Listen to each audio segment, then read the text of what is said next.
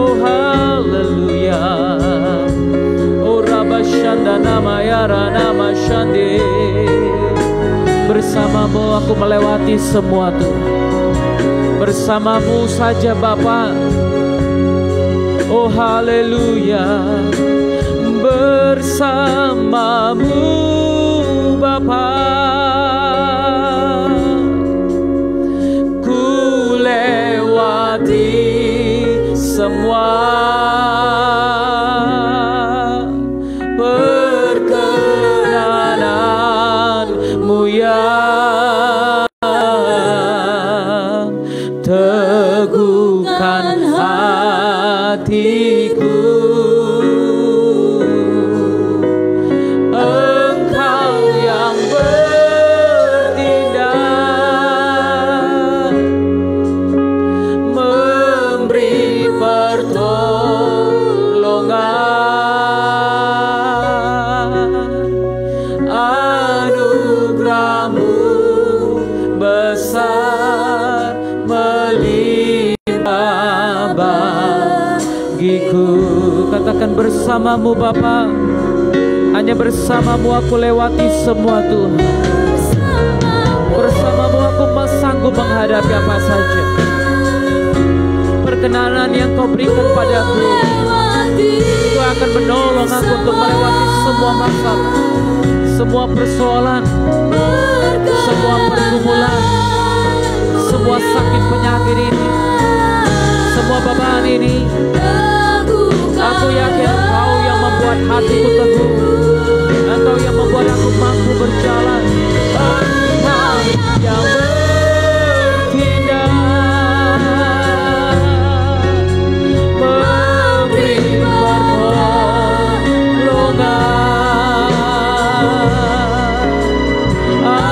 Anugerahmu besar melimpah bagiku. Anugerahmu saja Tuhan. Anugerah yang berlimpah yang membantu aku melewati semua. Anugerah yang berlimpah itu yang membuat aku mampu menghadapi apapun. Oh haleluya. Anugerahmu besar melimpah bagiku.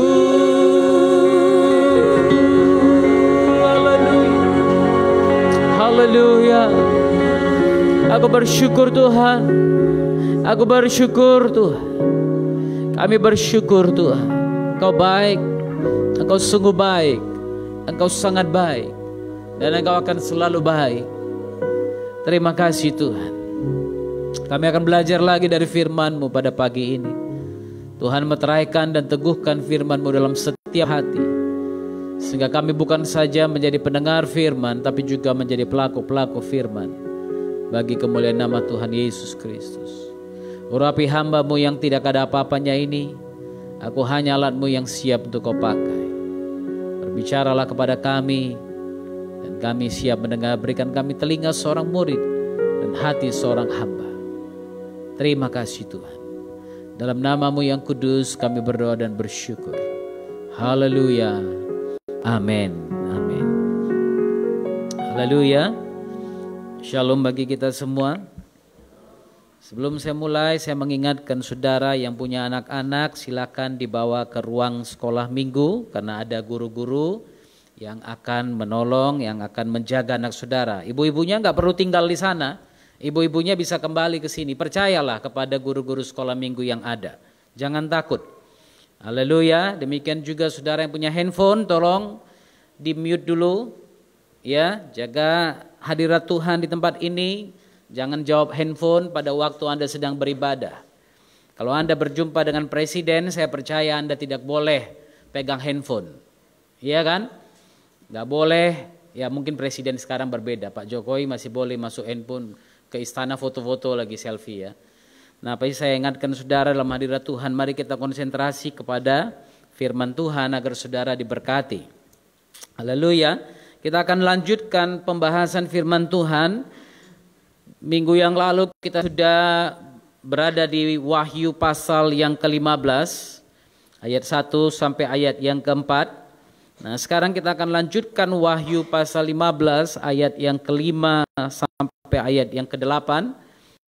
Nah, nanti kalau ada waktu kita akan lanjutkan sampai pasal 16 ayat yang ke-21. Kita akan konsentrasi dulu di 4 ayat ini. Saya akan baca ayat 5, saudara baca ayat 6, demikian selanjutnya sampai ayat yang ke-8. Siap? Ayat yang ke-5, kemudian daripada itu aku melihat orang membuka bait suci, kemah kesaksian di sorga.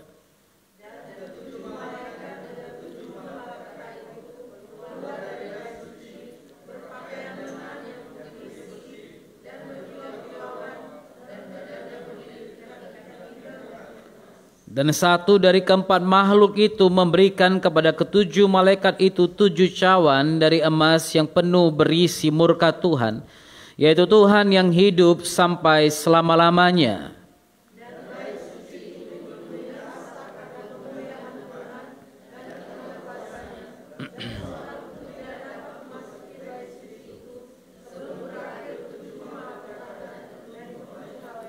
Haleluya, saudara. Ini ke atas kita akan melihat babak puncak kengerian yang melanda dunia yang akan segera terjadi mulai dari pasal ini, dari ayat ini.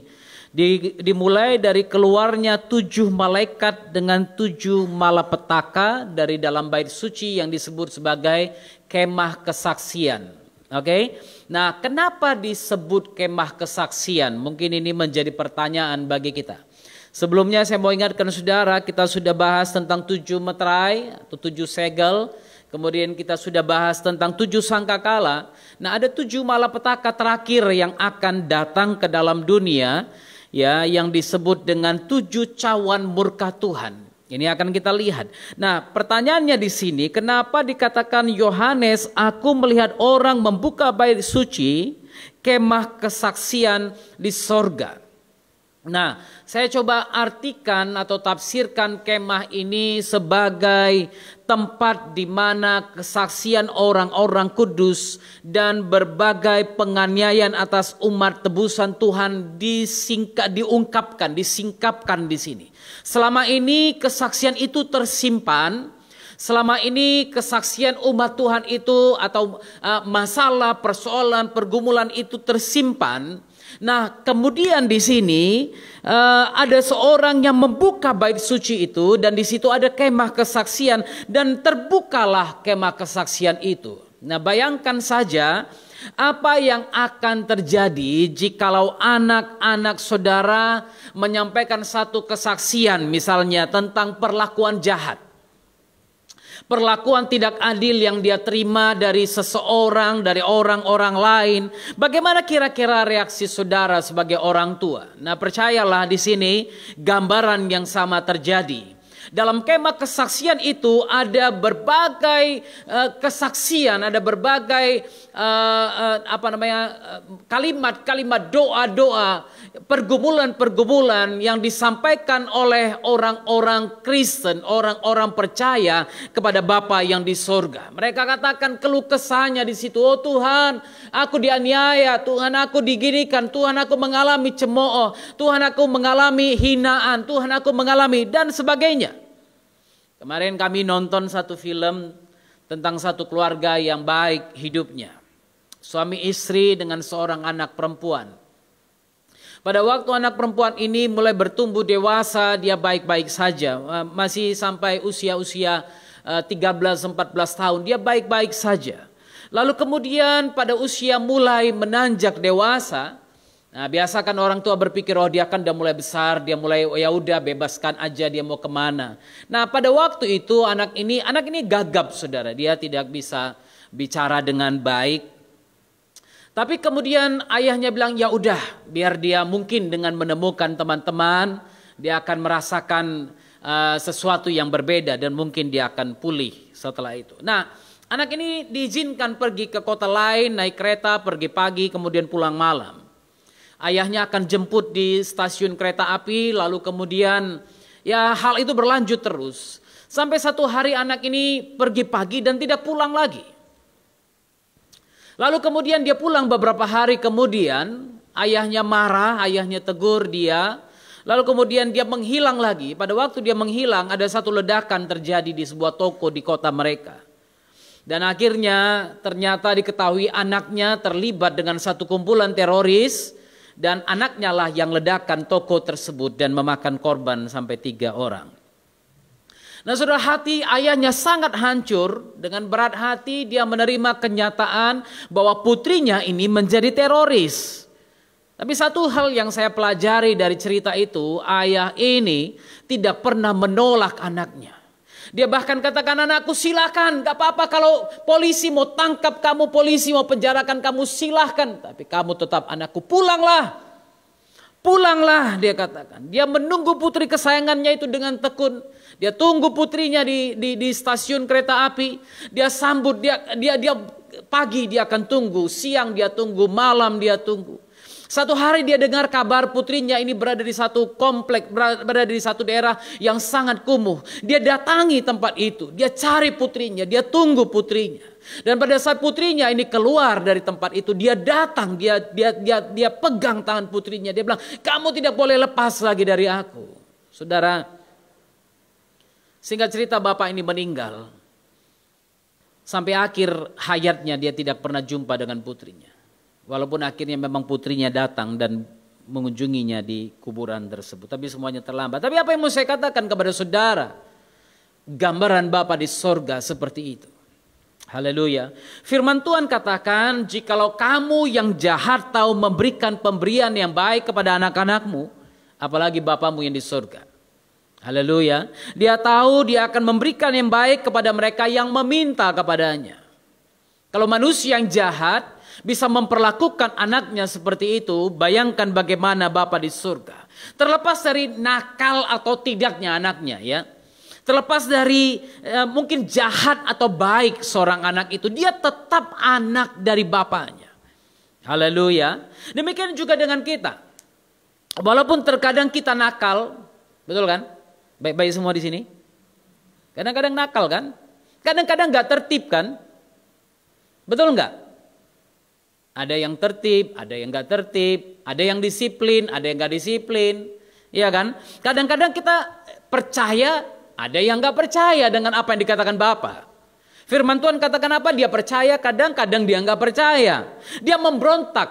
Kita melawan Bapa, kita melawan Bapa kita. Tapi engkau tetap anak di matanya.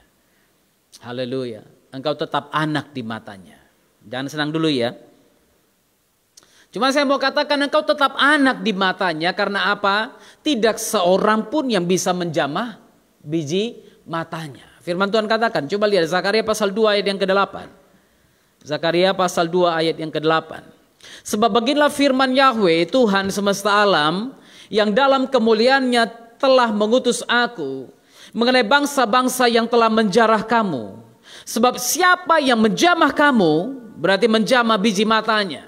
Perhatikan ini adalah firman Tuhan yang diucapkan kepada orang-orang Israel yang berada di dalam buangan, dalam pembuangan. Karena apa? Karena memberontak kepada Tuhan, memberontak terhadap Bapaknya. Tapi perhatikan apa kata Bapa itu. Beginilah firman Yahweh semesta alam yang dalam kemuliaannya telah mengutus aku mengenai bangsa-bangsa yang telah menjarah kamu. Kamu, siapa yang menjamah kamu berarti menjamah biji mataku. Tuhan katakan itu. Barang siapa yang menjamah biji mata Tuhan akan berhadapan dengan Tuhan. Betul kan? Coba ada orang yang pegang mata saudara. Apa saudara diam? Mungkin bisa refleks, ada orang akan tepiskan tangannya seperti ini secara refleks. Iya kan? Kenapa? Tidak seorang pun yang bisa menjamah biji mata. 1 Tawarin 16 ayat 22. 1 Tawarin 16 ayat 22. Firman Tuhan katakan apa? Jangan mengusik orang-orang yang kuurapi. Dan jangan berbuat jahat terhadap nabi-nabiku. Perhatikan ini, saudara jemaat Tuhan, anak-anak Tuhan, hamba-hamba Tuhan. Hati-hati dengan orang-orangnya Tuhan. Hati-hati dengan anak-anaknya Tuhan. Hati-hati dengan hamba-hambanya Tuhan.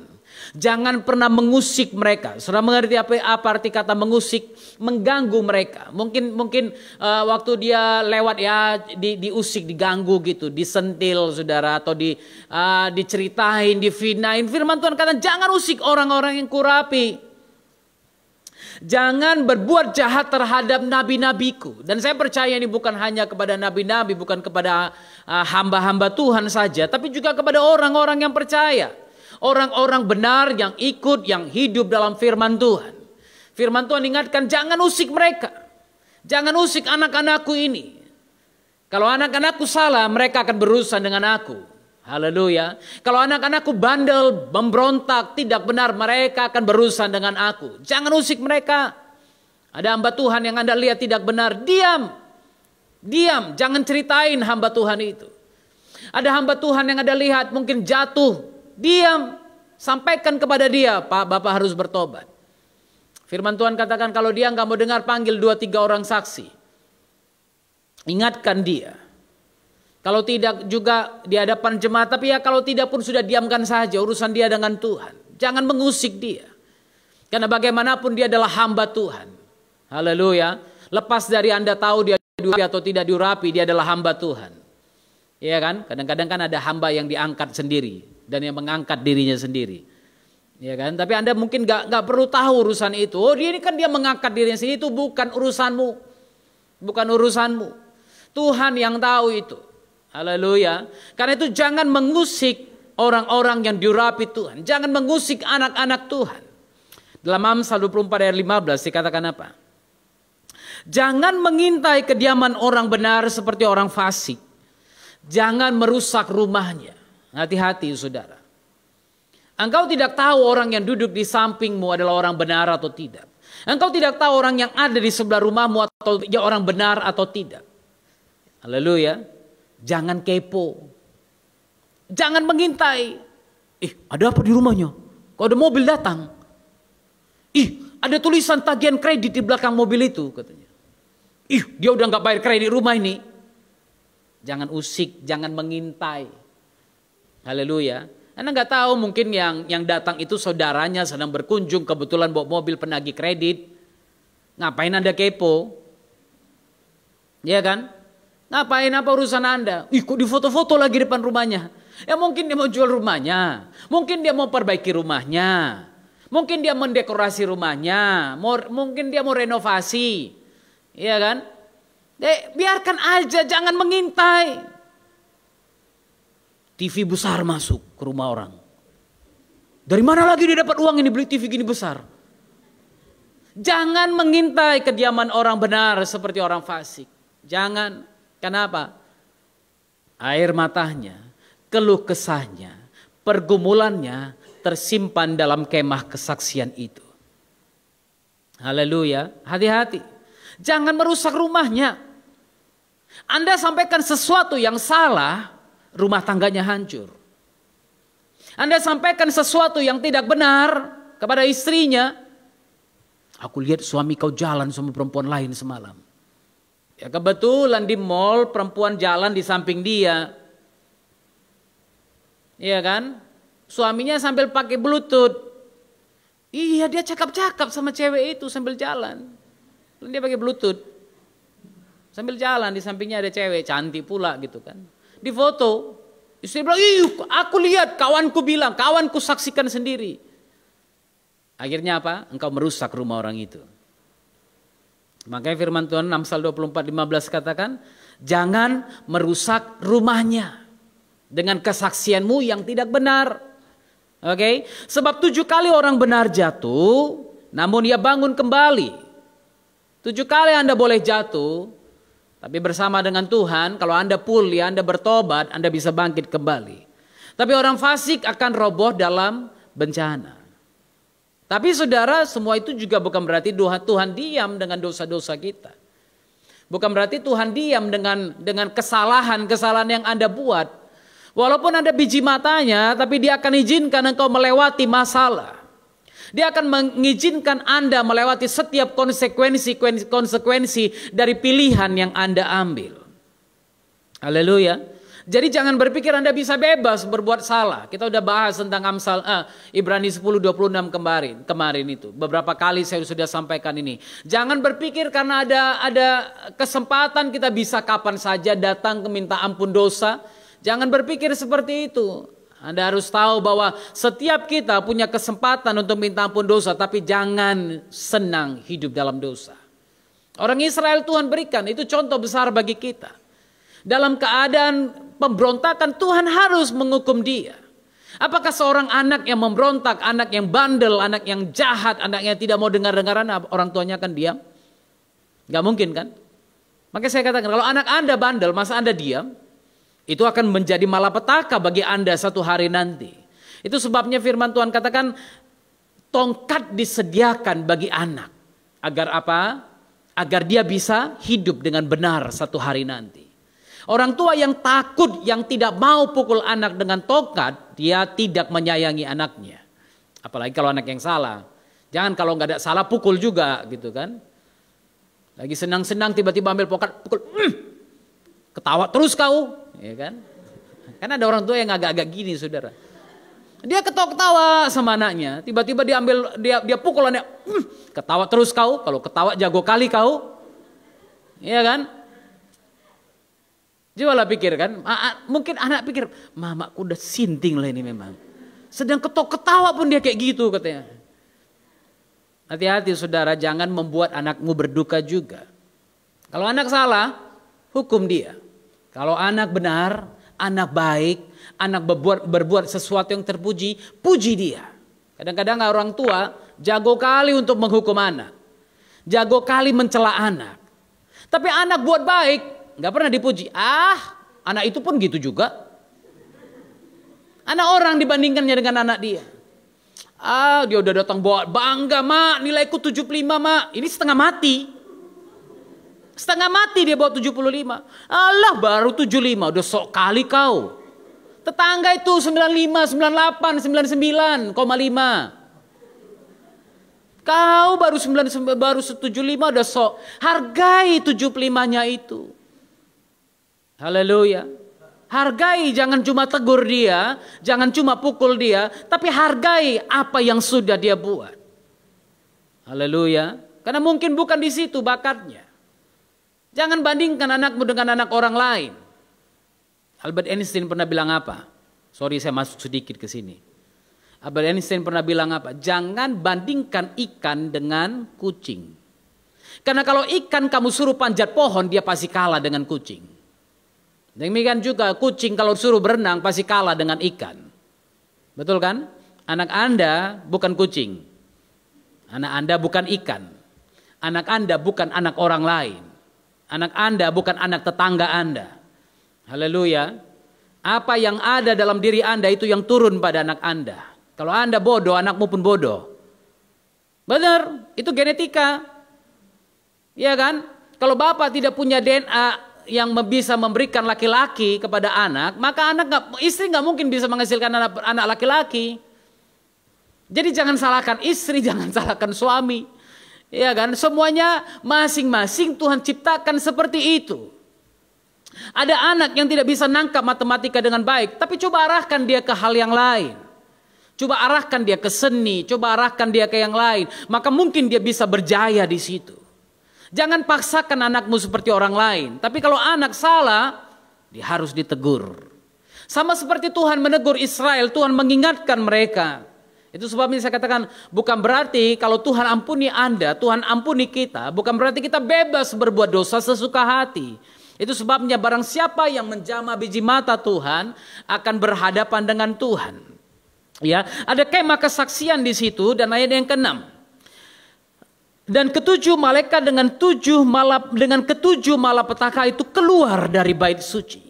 Ada 7 malaikat dengan 7 malapetaka keluar dari bait suci. Berpakaian lenan yang putih, bersih dan berkilau-kilauan, dan dadanya berlilitkan ikat pinggang dari emas. 7 malaikat yang datang dari bagian yang dalam, paling dalam dari bait suci, menunjukkan kekuasaan mereka. Kenapa saudara? Karena mereka berasal dari hadirat Tuhan. Mereka berasal dari kemah suci ini. Kalau Anda mengingat kemah suci yang ada pada zaman Musa, tidak seorang pun yang bisa masuk ke dalam ruang Maha Kudus. Karena ruang Maha Kudus adalah ruang di mana hadirat Tuhan ada. Itu sebabnya di sini dikatakan 7 malaikat ini keluar berasal dari hadirat Tuhan. Dalam Judaisme, saudara, ada 7 malaikat yang mereka percaya mengelilingi tahtanya Tuhan. Ada 7 malaikat. Dan malaikat-malaikat ini disebut dengan malaikat kehadiran. Mereka selalu ada di situ. Mereka menjaga tabut itu. Mereka menjaga hadirat Tuhan. Pakaian mereka digambarkan sebagai lenan putih tadi di sini, ya. Yang lalu kemudian ada juga terjemahan American Standard Version dikatakan pakaian lenan putih bersih dan berkilau-kilauan ini menunjukkan sebagai batu mulia yang dipakai. Dulu imam-imam besar pada waktu mereka masuk ke dalam ruangan tabernakel itu, mereka harus pakai baju seperti itu, jubah seperti itu. Dengan jubah putih dan batu-batu, 12 batu mulia. Kita udah bahas ini di awal-awal kitab Wahyu. Dan dadanya berlilitkan ikat pinggang dari emas. Daniel pernah bicara tentang ini dalam pasal 10 ayat 5. Daniel 10 ayat 5, nggak usah kita lihat sekarang. Tapi saudara, gambaran Daniel tentang malaikat ini, tentang orang yang memakai jubah ini dengan berlilitkan ikat pinggang dari emas, adalah gambaran akan Kristus. Artinya apa? Malaikat yang hadir di sini, 7 malaikat yang hadir di sini adalah malaikat yang sangat kuat. Yang sangat kuat, bahkan mewakili Kristus sendiri. Haleluya. Jadi ini bukan sembarangan malaikat, malaikat yang sangat kuat. Karena apa? 7 malapetaka akan keluar dari mereka. Dan ini malapetaka terakhir. Setelah ini akan terjadi sesuatu yang lain. Setelah ini saudara nanti kita akan bahas. Ya, ayat yang ke-8, dan bait suci itu dipenuhi asap. Ayat 7 dulu, kita lanjutkan lagi. Cawan emas yang penuh berisi murka Tuhan. Ada seorang makhluk, ya, 7 makhluk, dan 1 dari keempat makhluk itu memberikan 7 malaikat. Ingat kita pernah bahas ini 4 makhluk. Yang pertama seperti singa, yang kedua seperti anak lembu, yang ketiga seperti manusia, yang keempat seperti burung nazar. Mereka ini ada di hadiratnya Tuhan. Dan 1 dari keempat ini memberikan 7 cawan dari emas yang penuh berisi murka Tuhan.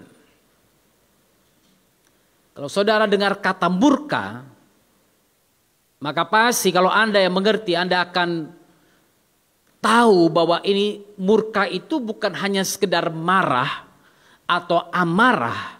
Tapi murka itu adalah amarah tertimbun-timbun yang keluar. Ya. Jadi marah yang demikian parahnya, yang tertimbun, yang siap untuk diledakkan keluar. Dan di sini dikatakan cawan emas dangkal ini disebut mengandung doa-doa orang kudus. Ya. Doa orang kudus. Ada hubungan ke seluruh wahyu antara doa-doa anak Tuhan yang dianiaya dengan murka Tuhan ini. Makanya saya katakan hati-hati dengan perbuatan Anda.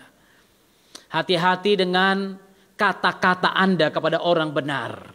Hati-hati dengan kalimat yang kita ucapkan kepada orang benar. Karena apa? Mungkin dia akan naikkan doanya di hadapan Tuhan. Mungkin dia akan naikkan doanya di hadapan Tuhan. Kalau dia sebut namamu, Tuhan, orang ini terlalu menyakiti aku Tuhan. Orang ini terlalu menyiksa aku Tuhan. Itu tercatat di sana. Periksa dirimu, pernah kau siksa orang enggak? Haleluya. Tanyakan dirimu, pernah enggak kau siksa istrimu? Halo. Istri-istri, periksa dirimu, pernah kau siksa suamimu enggak? Periksa dirimu. Haleluya. Bapak Ibu, periksa dirimu, pernahkah kau siksa anak-anakmu dengan perlakuanmu yang tidak benar? Pernahkah kau siksa tetanggamu dengan perlakuanmu yang tidak benar? Pernahkah kau siksa orang lain dengan perbuatanmu yang tidak benar? Kata-katamu yang jahat. Kata-katamu yang tidak benar, yang memfitnah orang itu, yang memfitnah orang benar itu. Periksa dirimu sendiri. Jangan-jangan doanya sudah naik ke hadirat Tuhan. Kesaksiannya sudah naik ke hadirat Tuhan. Tuhan, aku tolong dia. Aku buat baik kepada dia. Tapi dia itu justru menikam aku dari belakang Tuhan. Hati-hati. Hati-hati. 7 cawan dari emas yang penuh berisi murka Tuhan. Mengandung doa orang-orang kudus tadinya. Ya, dan bait suci dipenuhi asap kan. Asap itu banyak berbicara tentang doa orang-orang kudus yang naik. Dan semua itu sampai pada puncaknya, di mana murka Tuhan akan ditumpahkan ke bumi. Jadi kalau ada orang bilang kepada saudara, enggak mungkin, Tuhan enggak akan marah, Tuhan penuh kasih. Ya kan? Dia maha kasih kok. Dia maha pemurah kok. Apalagi banyak orang yang bilang berbagai hal sekarang ini. Tapi hati-hati, dia juga Tuhan yang akan menghakimi yang hidup dan yang mati. Kedatangannya yang pertama tujuannya adalah penuh dengan kasih. Tujuannya agar supaya tidak seorang pun yang binasa. Tapi kedatangannya yang kedua adalah untuk menghakimi yang hidup dan yang mati. Jangan diperdaya oleh iblis. Karena iblis akan bilang gak mungkin. Dia itu kan Tuhan yang penuh kasih. Iya kan? Dia Tuhan yang Al-Rahman, Al-Rahim. Benar. Sama. Bahasa Arab sama bahasa Ibrani mirip-miripnya saudara. Yang Rahman dan Rahim. Penuh kasih, penuh sabar dan sebagainya. Tapi semua apa yang terjadi kepada orang-orang kudus ini akan naik ke puncaknya. Dan murka Tuhan akan ditimpahkan ke bumi. Saya percaya orang benar memang harus menderita karena iman. Tapi doa-doa mereka tersimpan dalam kemah kesaksian itu sampai jumlahnya genap. Sampai jumlahnya genap. Lalu kemudian ayat yang ke-7 lagi katakan 7 cawan ini penuh berisi murka Tuhan. Yaitu Tuhan yang hidup sampai selama-lamanya. Bukan Tuhan yang ada sebentar lalu mati dan kemudian menghilang. Bukan Tuhan yang lahir lalu kemudian mengajar kemudian menghilang. Tidak, tapi Tuhan yang hidup sampai selama-lamanya. Musa pernah berjumpa dengan dia. Musa bertanya, kalau orang bertanya kepadaku siapa namamu, apa yang harus kujawab? Keluaran 3:14 dikatakan, aku adalah aku yang mengutus kamu Musa. Saudara, banyak orang yang gak mengerti ini. Dalam Alkitab terjemahan Indonesia memang tidak kelihatan Tuhan mengatakan Yahweh. Tapi kalau Anda perhatikan dengan baik-baik, kata Tuhan kapital di situ adalah berbicara tentang Yahweh. Apa dibilang di sini? 14, Nona. Sudah? Firman Tuhan kepada Musa, aku adalah aku. Lagi beginilah firman-Nya. Beginilah kau katakan kepada orang Israel itu, akulah aku telah mengutus aku kepadamu. Kalau Anda yang berada dalam posisi Musa, kira-kira apa yang Anda pikir? Tuhan apa ini? Bingung kali dengar nama Tuhan ini. Aku adalah aku. Aku adalah aku, menjelaskan bahwa namanya adalah Yahweh itu. Sebelumnya ayat 15 katakan. Lihat ayat 15-nya. Selanjutnya berfirmanlah Tuhan kepada Musa, beginilah kau katakan kepada orang Israel, Yahweh, perhatikan Tuhan kapital dalam Alkitab kita di paling belakang Anda bisa lihat tulisan di mana dikatakan Tuhan huruf besar semua adalah ditujukan kepada Yahweh, Tuhannya Israel. Yahweh Tuhan nenek moyangmu, Tuhannya Abraham, Elohimnya Ishak dan Elohimnya Yakub telah mengutus aku kepadamu, itulah namaku. Haleluya. Jadi Tuhan ini bukan tidak bernama. Tuhan ini bernama. Kalau orang-orang lain punya Tuhan yang punya nama, banyak orang Kristen berpikir Tuhan yang gak punya nama. Atau paling-paling dia tahu Tuhannya bernama Yesus Kristus. Tapi tahukah Anda Yesus Kristus adalah nama dari Yahweh itu sendiri. Tapi saya gak bahas lagi karena kita udah bahas ini kemarin. Ini menjelaskan bahwa nama Yahweh dan menandakan apa? Aku adalah aku, bahwa ia ada dari dirinya sendiri. Aku adalah aku. Keberadaannya pun berasal dari dirinya sendiri, bukan dari yang lain. Ini yang dikatakan Matthew Henry. Tidak bergantung pada hal lain apapun, karena dia adalah dia sendiri. Manusia terhebat, paling baik, paling hebat sekalipun harus berkata, karena kasih Tuhan aku ada sebagaimana aku ada. Tapi perhatikan, dia katakan aku adalah aku. Hanya kepada Tuhan saja kita dapat berkata dengan mutlak, lebih dari makhluk ciptaan apapun, baik manusia maupun malaikat, bahwa aku adalah aku. Itu kata Tuhan. Matthew Henry katakan, karena dia ada oleh dirinya sendiri. Gak mungkin kita ada oleh diri kita sendiri, betul? Tapi Tuhan itu, Yahweh itu ada oleh dirinya sendiri.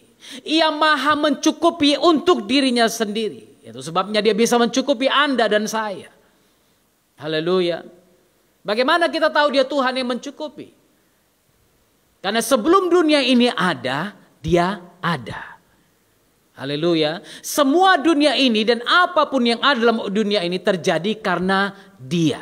Karena itu sebabnya dia maha mencukupi. Serta merupakan sumber dari keberadaan dan kebahagiaan yang tidak habis-habisnya. Dia kekal dan tidak dapat berubah. Itulah aku adalah aku.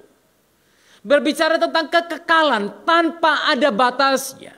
Itu sebabnya dikatakan aku adalah Alfa dan Omega, yang awal dan yang akhir. Haleluya. Bahwa kita tidak mampu menemukan jalannya sendiri. Itu sebabnya dia harus menunjukkan jalannya kepada kita. Pada waktu Musa bertanya, siapa engkau? Ada perasaan ingin tahu di situ.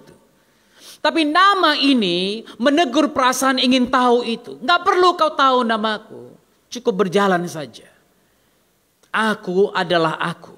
Nama ini pada dasarnya berkata, jangan tanyakan namaku. Bukankah nama itu ajaib? Haleluya. Nama itu ajaib. Dalam namanya setiap lutut bertekuk lutut. Setiap lidah mengaku bahwa dialah Tuhan. Haleluya. Itu sebabnya dia katakan Tuhan yang hidup sampai selama-lamanya. Dia bukan Tuhan yang ada sebentar lalu kemudian mati dan tidak lagi kelihatan. Tapi dia Tuhan yang hidup sampai selama-lamanya. Dan bait suci itu dipenuhi asap kemuliaannya. Ada hadirat Tuhan di situ. Karena kuasanya dan tidak seorang pun dapat memasuki bait suci itu. Kenapa saudara? Mungkin berarti bahwa gak ada lagi yang bisa menghentikan murka Tuhan pada waktu itu. Gak seorang pun yang bisa masuk ke dalam bait suci itu sebelum berakhir ketujuh malapetaka dari ketujuh malaikat itu. Haleluya. Perhatikan saudara. Kita akan masuk ke dalam pasal 16 ayat 1. Apa sih ketujuh malapetaka itu? Kita akan bahas perlahan-lahan supaya Anda melihat apa saja yang akan terjadi. Yang pertama, pada saat cawan murka itu dicurahkan berturut-turut, malapetaka hebat akan menimpa bumi. Kalau Anda mengingat apa yang terjadi pada waktu mereka keluar dari Mesir, malapetaka yang sama seperti itu juga hampir terjadi, ya, kelihatan di sini. Yang pertama, tubuh orang, ayat yang ke-1 dulu kita lihat. Aku mendengar suara yang nyaring dari dalam bait suci berkata kepada ketujuh malaikat itu, pergilah dan tumpahkanlah ketujuh cawan murka Tuhan itu ke atas bumi. Saudara perhatikan kata-kata tumpahkan. Bukan hanya siramkan, tapi tumpahkan.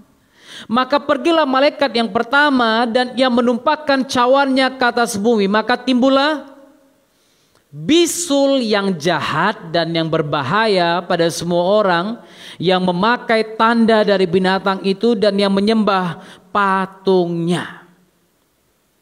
Yang pernah bisulan tahu bagaimana sakitnya bisulan ini. Ya kan? Ada yang pernah bisulan? Pernah lah kan? Masa nggak pernah bisulan? Kecil-kecil paling nggak pernah ada gitu kan? Apalagi kalau bisulnya di tempat-tempat tertentu yang sangat susah, waduh bahaya memang. Tapi saudara firman Tuhan katakan cawan ini dilemparkan, dicurahkan. Yang pertama, tubuh orang dipenuhi bisul dan didera oleh rasa sakit yang hebat. Saudara perhatikan ini bagaimana mereka menandai diri mereka sendiri dengan dosa-dosa. Iya kan? Orang-orang yang memakai tanda binatang itu, yang pertama ini akan terjadi Sekarang apa? Tadi mereka menandai diri mereka dengan dosa. Tidak mau bertobat, tidak mau tunduk, tidak mau taat.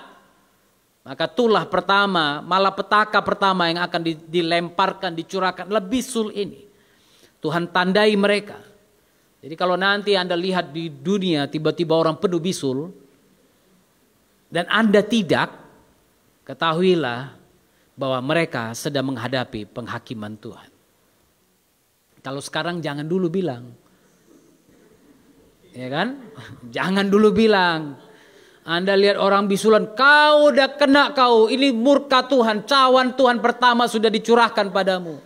Enggak, jangan. Kasihan orang itu. Oke? Ingat ini baik-baik. Jangan pernah menyalahgunakan apa yang Alkitab ajarkan kepada kita. Jangan pernah menyalahartikan apa yang firman Tuhan katakan untuk Anda terapkan dengan tujuan menyakiti orang lain. Jangan pernah. Haleluya. Jangan pernah katakan kau miskin, kau bodoh karena kena kutuk Tuhan. Jangan pernah pakai itu. Jangan pernah. Ayub yang begitu kaya tiba-tiba menjadi miskin. Kawan-kawannya datang, kawan-kawan baiknya, sahabat karibnya katakan, kau berdosa, kau mengkhianati Tuhan, kau menyakiti Tuhan. Ini kawan-kawan baiknya. Tapi dia tetap santai, dia tetap bilang gak apa-apalah. Kalian tuduh aku berbagai macam pun, aku akan bawa ini kepada Tuhan. Tuhan yang memberi, Tuhan yang mengambil, terpujilah nama Tuhan. Dan firman Tuhan mencatat dalam satu hal pun Ayub tidak berbuat dosa. Haleluya. Jangan sampai mulutmu menghakimi sesamamu. Hati-hati. Jangan sampai engkau lihat orang kena malapetaka, inilah karena dia enggak bayar perpuluhan. Ya kan? Saya tahu ada orang-orang yang menipu perpuluhan. Dia dapat berkat, tapi dia enggak pernah bawa perpuluhan kepada Tuhan. Tapi saya enggak pernah bilang, oh dia kena malapetaka karena enggak bayar perpuluhan. Itu urusan dengan Tuhan. Dia yang tahu dia menipu Tuhan atau tidak. Yang tahu dia membohongi Tuhan atau tidak. Biarkan Tuhan yang berperkara dengan dia. Aku gak hidup dari perpuluhanmu. Haleluya. Saya ingatkan kepada saudara, jangan pernah menghakimi orang dengan mulutmu ini. Hati-hati. Malapetaka pertama, mereka menandai diri mereka dengan dosa-dosa mereka. Dan kemudian pada akhirnya mereka ditandai Tuhan dengan dosa ini. Yang kedua, dan malaikat yang kedua, ayat yang ketiga, menumpahkan cawannya ke atas laut, maka airnya menjadi darah, seperti darah orang mati, dan matilah segala yang bernyawa yang hidup di dalam laut. Haleluya. Saya lanjut dengan ayat yang ketiga, ayat yang keempat. Dan malaikat yang ketiga menumpahkan cawannya atas sungai-sungai dan mata-mata air, dan semuanya menjadi darah. Belum, itu belum. Saudara perhatikan, Tuhan tidak saja menemukan kesia-siaan dari agama palsu mereka. Firman Tuhan bicara tentang laut bicara tentang orang banyak, tentang segala sesuatu yang chaos, segala sesuatu yang kacau. Dan firman Tuhan katakan ini, Tuhan tidak saja menemukan kesia-siaan dan kepalsuan dari agama mereka, tapi sifat agama itu yang merusak dan mematikan. Hati-hati jangan hidup dalam agama. Saya pernah ajarkan saudara bagaimana begitu banyak orang beragama dalam dunia ini, tapi dia tidak bertuhan. Engkau tidak boleh bangga mengatakan aku agama Kristen. Gak ada gunanya engkau agama Kristen kalau engkau tidak punya Tuhan. Haleluya. Tapi lebih baik kau katakan, ya mungkin aku gak punya agama, tapi aku percaya kepada Yesus. Haleluya. Tapi di Indonesia jangan bilang gitu. Nanti dibilang ateis Anda. Nah, malaikat ini menumpahkan cawannya, dan cawan itu jatuh di mana? Atas semua kehidupan di laut dan atas sungai-sungai dan mata air, dan semuanya menjadi darah. Baru-baru ini kita mendengar ada kasus ini, saya dapat dari Google ini, gambar ini. Sungai di daerah Siberia yang tiba-tiba berubah warnanya jadi darah. Jadi merah, dan sepanjang sungai itu dan semua air-air yang sekitarnya juga menjadi seperti darah. Ada beberapa yang bahkan menyaksikan hujan turun seperti darah. Waktu mereka periksa DNA-nya ditemukan seperti DNA manusia, darah manusia. Tapi saya nggak percaya ini bentuk dari cawan ini, cawan ketiga dan empat ini. Saya belum percaya, saya rasa belum. Ya, karena kalau ini terjadi, urutannya Anda akan lihat. Ya, jadi jangan langsung melihat, ya kan kayak seperti kemarin kita dengar sangkakala di sini dan di sana, lalu banyak yang bilang, oh ini sangkakalanya Tuhan. Ternyata setelah diselidiki bukan itu. Karena kalau sangkakala itu yang berbunyi, maka Anda akan lihat. Itu bisa Anda saksikan. Oke. Nah, di sini juga demikian. Jangan melihat sesuatu langsung heboh sendiri. Ya, langsung heboh sendiri, buat film sendiri. Ya kan, kayak 2012 itu kan, 2012 langsung ada filmnya. Tapi akhirnya yang dimaksudkan bukan lagi konsep Alkitab, tapi konsep orang-orang kafir. Orang-orang yang tidak mengenal Tuhan, konsep itu yang dimasukkan. Ya, tapi di sini saudara perhatikan, pada waktu cawan ketiga dan keempat dicurahkan, maka akan terjadi yang satu ini. Laut, sungai-sungai, air-air berubah menjadi darah. Pada waktu itu semua terjadi, Anda bisa melihat. Inilah bukti dari tulah itu, dari murkanya Tuhan. Tapi bagaimana orang percaya? Saya percaya sama seperti apa yang terjadi di Mesir. Ingat, pada waktu tulah di Mesir, semua air, semua laut yang ada di daerah mereka berubah menjadi darah. Tapi air yang ada di daerah di mana orang Israel berada di Goshen tidak tersentuh sama sekali. Ada perlindungan Tuhan, ada janji penyertaan Tuhan bagi orang-orang yang takut akan namanya. Haleluya. Jadi jangan pernah takut dengan semua ini, karena bagi Anda yang percaya kepada Yesus, perlindungan Tuhan ada pada saudara. Ingat firman Tuhan pernah katakan, jangan jamak anggur dan minyak itu. Kalau Anda adalah orang-orang yang dibasuh oleh darah Yesus, Anda adalah orang-orang yang dibasuh, yang diurapi oleh Roh Kudus, maka Anda tidak akan dijamah. Itu sebabnya saya bilang, hiduplah dalam takut akan Tuhan. Hiduplah dalam takut akan Tuhan. Haleluya. Yang keempat, sebelumnya ayat yang kelima dan 6 ada satu pujian. Kalau dalam bahasa teologis dikatakan doksologi di sini. Dan aku mendengar malaikat yang berkuasa atas air itu berkata, adil engkau yang ada dan yang sudah ada, engkau yang kudus, yang telah menjatuhkan hukuman ini. Karena mereka telah menumpahkan darah orang-orang kudus dan para nabi. Engkau juga telah memberi mereka minum darah. Hal itu wajar bagi mereka. Saudara perhatikan ini.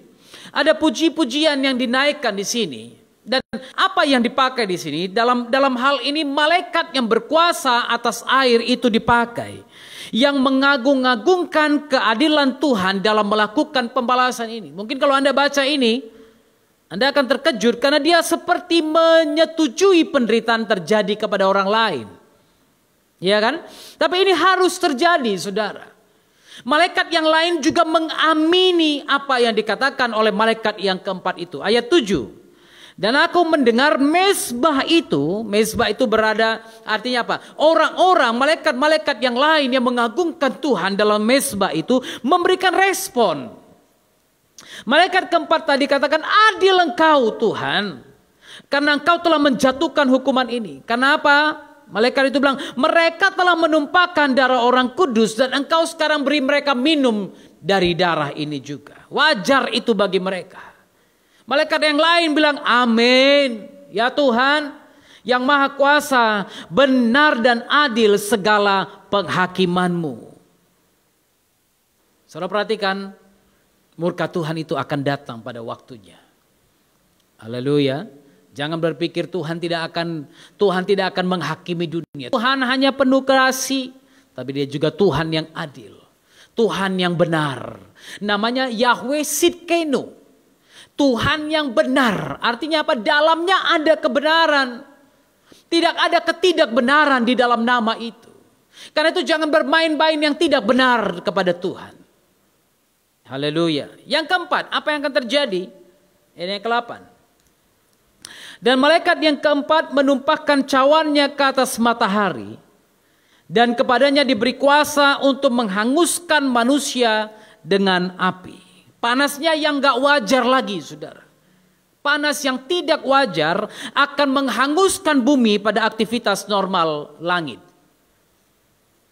Perhatikan ini. Kalau sekarang Anda berteriak karena panas matahari buat kulit Anda hitam, nanti bukan lagi kulit hitam, kulit hangus, terpanggang.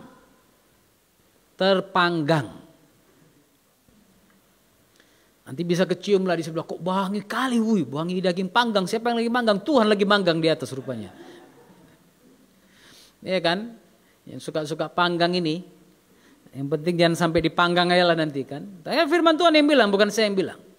Karena panasnya ini udah tidak wajar lagi. Bukan karena perubahan iklim, ya, bukan karena rumah-rumah kaca yang dibangun. Sekarang kan orang ributnya itu. Alih-alih katakan apa? Ini karena efek rumah kaca. Es di kutub utara mulai mencair dan laut mulai naik. Karena apa? Perubahan iklim, perubahan cuaca. Tapi surah firman Tuhan katakan, ini adalah cawan yang dicurahkan. Akan terjadi ini. Matahari yang sebelumnya memelihara kehidupan dengan pengaruh yang membuat hangat, membuat nyaman, kini menjadi membara terhadap penyembah berhala ini. Kepada mereka yang memiliki tanda binatang itu, ini akan terjadi. Dan akan membakar diri mereka sendiri. Tapi apakah mereka bertobat? Ayat 9 baca. Manusia dihanguskan oleh panas api yang dahsyat. Dan apa yang terjadi? Mereka menghujat nama Tuhan yang berkuasa atas malapetaka itu. Dan mereka tidak bertobat. Dia udah lihat yang pertama, bisul seluruh badannya. Menderita. Kemudian dia lihat semua laut menjadi merah, menjadi darah. Dia melihat air-air menjadi darah. Lalu kemudian panas yang begitu mengerikan, dia lihat itu. Tapi dia tidak bertobat juga. Dia tidak bertobat dan bahkan menghujat nama Tuhan. Dia mengutuki Tuhan. Mereka mengutuki Tuhan. Hati mereka begitu mengeras sehingga membuat mereka binasa sendiri. Saudara, hati-hati. Jaga hidupmu. Jangan pernah menghina Tuhan. Jangan pernah mencela nama Tuhan. Karena itu akan menjadi kebiasaan bagimu nanti. Pada waktu sesuatu masalah terjadi, kadang-kadang ada orang yang bilang, inilah mana ada Tuhan itu. Kalau Anda terbiasa mengatakan hal-hal seperti itu, maka iblis sudah menguasai hidupmu. Berhati-hatilah. Jangan mencela Tuhan. Jangan menghujat nama Tuhan. Ini karena Tuhan. Gak ada itu Tuhan. Iya kan? Gak ada itu Tuhan. Kalau Tuhan ada, masa aku dibiarkan miskin, aku dibiarkan susah, aku dibiarkan menderita. Apa Tuhan yang buat kau menderita? Apa Tuhan yang buat Anda susah? Orang lain kerja dari pagi sampai sore. Anda berdoa dari pagi sampai sore. Kan firman Tuhan bilang, Pak, berdoalah maka akan diberi, mintalah maka akan diberi. Iya, tapi firman Tuhan juga bilang kalau orang yang tidak bekerja jangan kasih makan. Iya kan? Jangan makan, engkau harus bekerja. Jangan salahkan Tuhan kalau engkau miskin terus. Aku kan udah berusaha, Pak. Putar. Tuhan kasih kita hikmat. Tuhan kasih kita pikiran. Putar. Iya kan? Putar akalmu, putar pikiranmu, tanya hamba-hamba Tuhan. Bicara dengan hamba-hamba Tuhan. Bicara dengan anak-anak Tuhan. Mungkin ada jalan yang Tuhan kasih bagimu. Jangan diam-diam saja. Minta hikmat Tuhan bagaimana menjalani semua ini di tengah-tengah masalah seperti ini. Minta hikmat Tuhan. Haleluya. Jangan pernah mengutuki Tuhan dalam hati. Jangan pernah merendahkan Tuhan sedikit pun dalam hidupmu. Matahari pada akhirnya akan menjadi gelap. Ini yang terjadi pada malaikat yang kelima.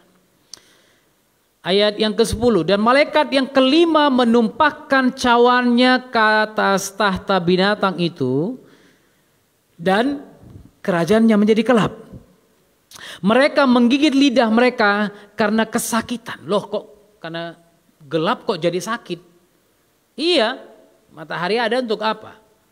Bukan hanya untuk buat panas, bukan hanya untuk buat terang, tapi matahari juga membuat engkau sehat. Betul kan? Matahari yang normal membuat Anda sehat. Matahari yang normal membuat tumbuh-tumbuhan bisa ada. Pohon-pohon bisa ada, kehidupan ada. Tapi di sini pada akhirnya matahari itu akan menjadi gelap dan mengakibatkan meningkatnya kegelapan, perubahan-perubahan dalam iklim dan kehancuran kehidupan tanaman dan semua yang hidup. Tuhan akan keluarkan tulahnya. Kali ini menimpa seluruh dunia dan Tuhan tunjukkan bahwa dialah satu-satunya Tuhan yang benar yang mengendalikan segala sesuatu. Jadi kalau Anda berkata, wah ini ahli-ahli bilang begini begitu, saya percaya Tuhan mengatur dunia ini. Amin. Tuhan mengatur dunia ini. Bahkan untuk masalah-masalah iklim ini, Tuhan mengatur dunia ini. Memang ada kesalahan manusia, betul. Manusia kadang-kadang terlalu tamak. Manusia kadang-kadang terlalu serakah. Hutan-hutan yang tidak boleh ditebang habis sehingga jadilah banjir. Siap itu apa? Dia bangun rumah di pinggir sungai. Kemudian banjir datang, matilah, dia salahkan siapa? Tuhan lagi. Kok Tuhan ambil anakku? Kau tahu kau punya anak? Kau tahu kau punya keluarga? Kau bangun rumah di pinggir sungai, kau taruh satu kayu kecil di bawah, terus kau pasang papan di atas, lalu kau harapkan waktu banjir rumahmu aman. Siapa yang mau disalahkan? Salahkah Tuhan? Saudara lihat ini manusia seperti itu. Tapi semua yang terjadi bukan membuat orang takut, tapi makin mengeraskan hatinya. Ayat yang 11, mereka menghujat Tuhan yang di sorga. Mereka tahu siapa yang mereka hujat. Ini hebatnya saudara. Dia bukan menghujat Tuhan yang sembarangan, tapi dikatakan mereka menghujat Tuhan yang di sorga. Bukan Tuhan yang di tempat lain. Dia tahu. Ini nggak bisa Tuhan kami yang buat. Iya kan? Dia tahu itu saudara. Ini nggak bisa Tuhan yang ini buat, nggak bisa Tuhan yang ini. Ini udah pasti Tuhannya orang Kristen ini. Ini udah pasti Yahweh ini yang buat. Mereka tahu kepada siapa mereka menghujat. Mereka menghujat Tuhan yang di sorga karena kesakitan, karena bisul. Dan mereka tidak bertobat dari perbuatan-perbuatan mereka. Kalau saudara perhatikan ini, berarti sambil tanda-tanda ini jalan, bisul gak pecah-pecah. Iya kan? Lihat nih firman Tuhan yang bilang, bukan saya yang bilang. Mereka menghujat Tuhan yang di sorga karena kesakitan dan karena bisul mereka. Udah bisulan, mau minum gak bisa, air semuanya berubah menjadi darah. Lalu kemudian apa? Matahari tiba-tiba panas. Bayangkan soal bisulan, matahari panas. Berharap bisulnya pecah, gak pecah. Waduh, kalau bisul ruangan dingin masih lumayan lah ya, nggak terlalu terasa gitu kan. Ini bayangkan panas. Yang pernah bisulan ngerti apa yang saya bilang ini. Haleluya. Panas. Lalu siap panas tiba-tiba padam pula mataharinya. Paling tidak tadi waktu matahari masih ada, vitamin E dia bisa dapat. Nutrisi dari matahari masih dia dapat. Tapi sekarang matahari padam. Mengerikan enggak? Satu persatu datang bergantian, tapi tidak meninggalkan yang lain. Tulah pertama, tulah kedua, tulah ketiga, cawan ini dilemparkan. Dan ini mengikuti terus. Kita lihat apa yang terjadi selanjutnya. Dan ayat yang 12. Malaikat yang ke-6 menumpahkan cawannya ke atas sungai yang besar, sungai Efrat, lalu keringlah airnya. Supaya apa? Siaplah jalan bagi raja-raja yang datang dari sebelah timur. Dan aku melihat dari mulut naga dan dari mulut binatang itu dan dari mulut nabi palsu itu keluar 3 roh najis yang menyerupai katak. Itulah roh-roh setan yang mengadakan perbuatan-perbuatan ajaib, dan mereka pergi mendapatkan raja-raja di seluruh dunia untuk mengumpulkan mereka guna peperangan pada hari besar, yaitu hari Tuhan yang Maha Kuasa. Lihatlah, aku datang seperti pencuri. Berbahagialah dia yang berjaga-jaga, dan yang memperhatikan pakaiannya, supaya ia jangan berjalan dengan telanjang dan jangan kelihatan kemaluannya. Lalu ia mengumpulkan mereka di tempat yang dalam bahasa Ibrani disebut Harmagedon. Ini cawan yang keenam. Cawan yang keenam akan mengeringkan sungai Efrat. Ini saya dapat foto sungai Efrat. Kalau saudara lihat di dalam yang kecil itu penjelasan bahwa sungai ini dulunya adalah sungai yang terbesar dan sangat dalam. Tapi sungai ini juga sudah mulai kering. Tapi kadang-kadang masih tetap ada airnya. Cuma inilah gambaran sungai Efrat yang mungkin akan Anda lihat. Firman Tuhan katakan malaikat yang keenam menumpahkan cawannya dan akan mengeringkan sungai Efrat dan lebih lanjut menyiapkan jalan bagi tentara yang besar yang menyerbu dari timur. Haleluya. Jadi akan ada satu peperangan besar yang terjadi dan jalannya sudah dipersiapkan. Itu sebabnya kalau saudara lihat,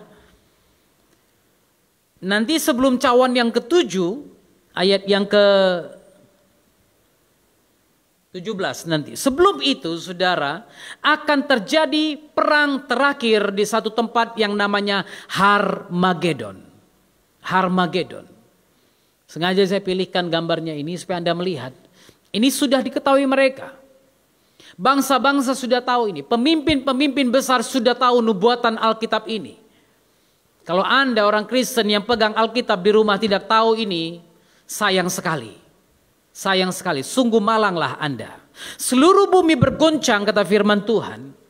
Kenapa? Tentara-tentara akan berkumpul di sebelah timur untuk melakukan apa? Serangan terakhir dalam keadaan putus asa. Kenapa? Mereka lihat ini Tuhannya Israel yang melakukan semua ini. Mari kita serang dia.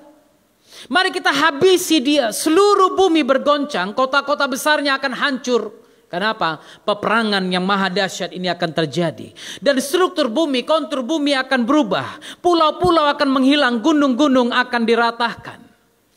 Ini firman Tuhan yang katakan, bukan saya.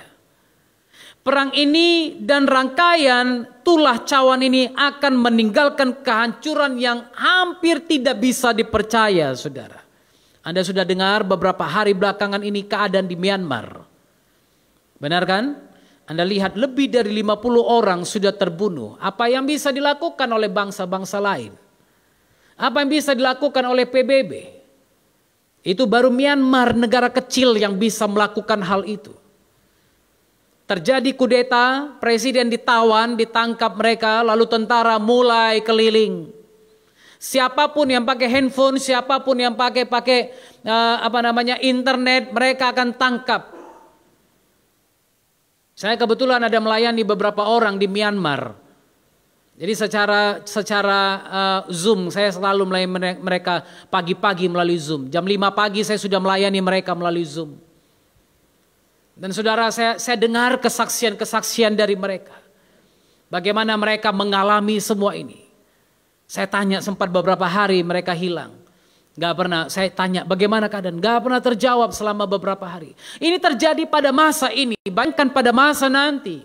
Pada waktu semua dunia mulai kacau, perang ini dan rangkaian tulah cawan ini akan meninggalkan kehancuran yang tidak dapat dipercaya.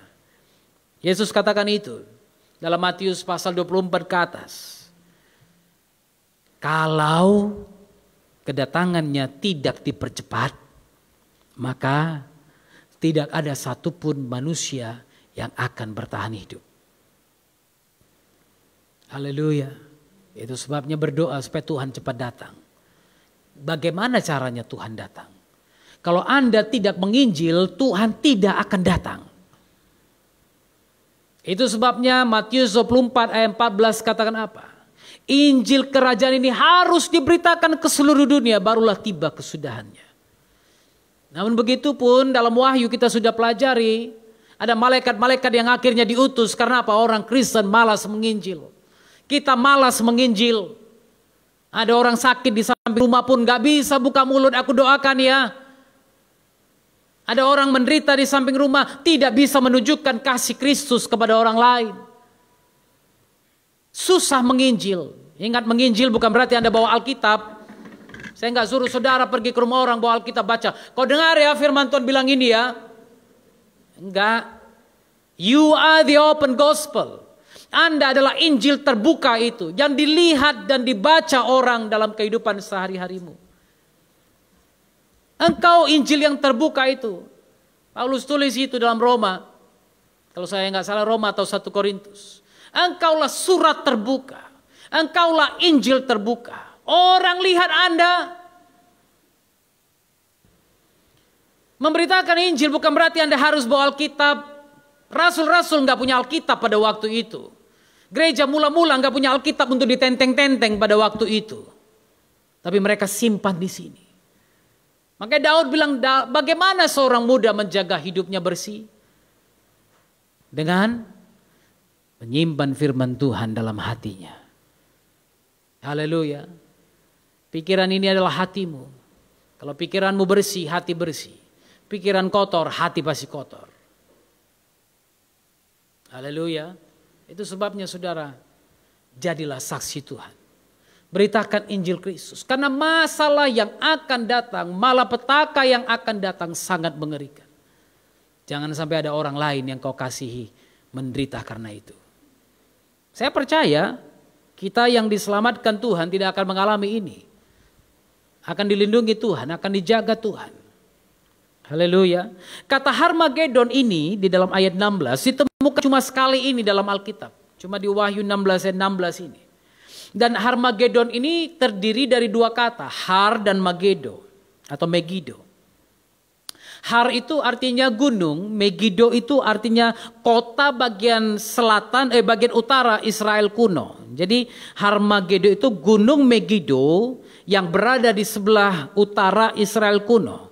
Jadi kota Megido ini dibangun di atas bukit dan karena itu disebut gunung Megido, saudara, atau Harmagedon.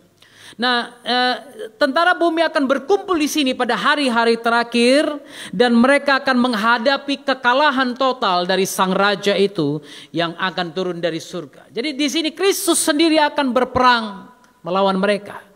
Orang-orang memiliki banyak kesalahpahaman tentang Harmagedon. Harmagedon itu bukan pertempuran tunggal karena firman Tuhan mencatat mereka akan datang bersama-sama dan menyerang Israel. Jadi kalau orang mengacu pada pertempuran Harmagedon dan menganggap konflik yang akan terjadi itu konflik tunggal, ini udah lewat. Ini sungai Efrat tadi, ya, yang berada di situ. Sebenarnya peperangan yang akan terjadi di Harmagedon itu peperangan bangsa-bangsa. Bukan hanya satu yang akan menyerang Israel, tapi semua bangsa-bangsa akan terjadi, akan berkumpul dan menyerang Israel di situ. Itu sebabnya belajar perhatikan pohon ara itu. Belajar lihat pohon ara itu. Jangan cuma lihat Indonesia. Indonesia masalah yang akan timbul hanya itu-itu saja. Ya kan? Soal pakai ini atau tidak. Soal pakai jubah panjang atau tidak. Pakai daster atau enggak. Cuma itu-itu ajanya. Logo-logo di makanan ada halal non halal enggak. Paling itu aja ributnya nanti. Yang akan memimpin agama mayoritas atau enggak. Itu ajanya kita. Karena apa? Di belakang itu ada tujuan-tujuan lain. Di belakang itu ada orang-orang yang akan memanfaatkan kesempatan. Indonesia rusuh, dia akan muncul. Dia akan dagangannya mungkin laris. Bisnisnya akan luar biasa. Ada yang seperti itu. Jangan Anda ikut-ikutan yang salah. Tapi di sini peperangan yang akan terjadi benar-benar perang yang luar biasa. Ini belum perang terakhir. Perang terakhir nanti adalah pemberontakan setan. Kita akan masih lihat nanti Wahyu 20. Iblis kalah di sini dengan strateginya. Dia pakai tentara-tentara besar dari negara-negara besar menyerang Israel. Tapi dia kalah. Karena Tuhan berperang di sini. Tapi nanti 1000 tahun setelah kita terangkat, kita bersama-sama dengan Tuhan selama 1000 tahun. Akan terjadi peperangan antara Tuhan dengan iblis di sini. Ya, jadi Armageddon ini perang puncak pada masa kesengsaraan tadi ketika seluruh tentara bumi menyerang Israel. Mereka akan rebut Yerusalem, tetapi kemudian Kristus akan kembali. dan menghancurkan tentara penyerbu itu, melepaskan orang Yahudi yang tetap setia dan yang tersisa. Ayat-ayatnya saudara boleh lihat di sini. Silakan munculkan ayat-ayatnya, ada 10 ayat yang menggambarkan Harmagedon di sini. Kalau Anda mau catat silakan catat. Mazmur pasal 2, Yesaya pasal 34 ayat 1 sampai 16, Yesaya pasal 63 ayat 1 sampai 6, Yoel pasal 3 ayat 1 sampai 17, Zakaria pasal 12 ayat 1 sampai 9, Zakaria 14 ayat 1 sampai 15, Maliaki 4 ayat 1 sampai 5 dan yang lainnya. Ya. Perang ini terjadi dalam wilayah seluas 20.000 mil persegi. Oke. Dataran ini akan berubah jadi medan perang, saudara. Akan jadi medan tempur ini. Dan ini akan meliputi wilayah Israel dari Megiddo utara Edom hingga Bosra. Saya nggak usah bahas terlalu banyak di sini, tapi pertempuran ini akan terjadi di 3 daerah tertentu. Anda perhatikan dalam firman Tuhan dicatat tentang satu namanya Lembah Yosafat.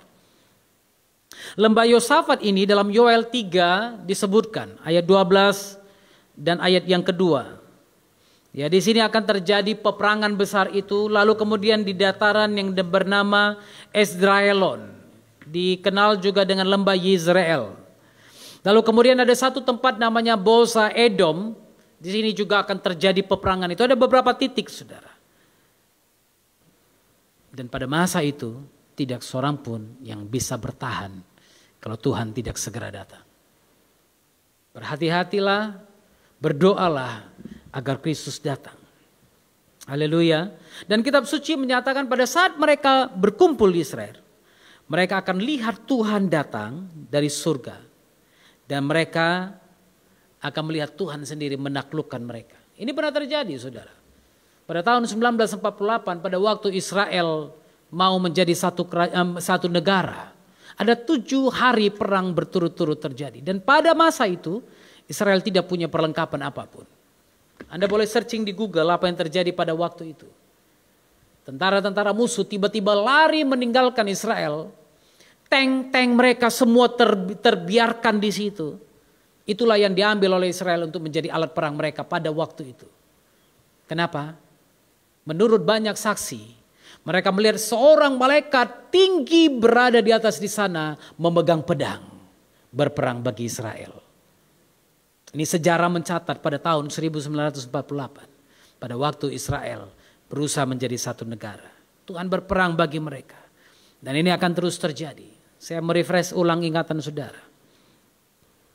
Yang pertama yang akan terjadi adalah fase pertama, sungai Efrat menjadi kering. Ini ada 7 fase akan terjadi. Sungai Efrat menjadi kering untuk mempersiapkan jalannya bagi raja-raja dari timur. Supaya peperangan itu terjadi. Yang kedua, sekutu-sekutu antikristus berkumpul di sana. Tentara-tentara itu berkumpul untuk memusnahkan orang Yahudi. Kemudian tentara-tentara menyerang Yerusalem dan Yerusalem jatuh. Ini yang ketiga. Yang keempat, Kristus datang kembali secara pribadi ke Bukit Zaitun. Oke? Lalu yang kelima, Kristus dan tentara Tuhan menghancurkan tentara yang berkumpul di Yerusalem di lembah Yosafat. Akan terjadi peperangan besar antara surga dengan orang-orang ini, dengan antikristus dan nabi-nabi palsu itu. Lalu kemudian yang keenam, Kristus turun ke atas Bosra Edom di Jordania untuk membinasakan penduduknya. Mungkin Anda berpikir ini bisa-bisanya Pak Oktav, terserah. Terserah. Tapi ini adalah apa yang dicatat oleh para ahli-ahli teologi selama beberapa ribu tahun ini. Dan saya sampaikan kepada saudara dalam bentuk pengajaran agar Anda standby.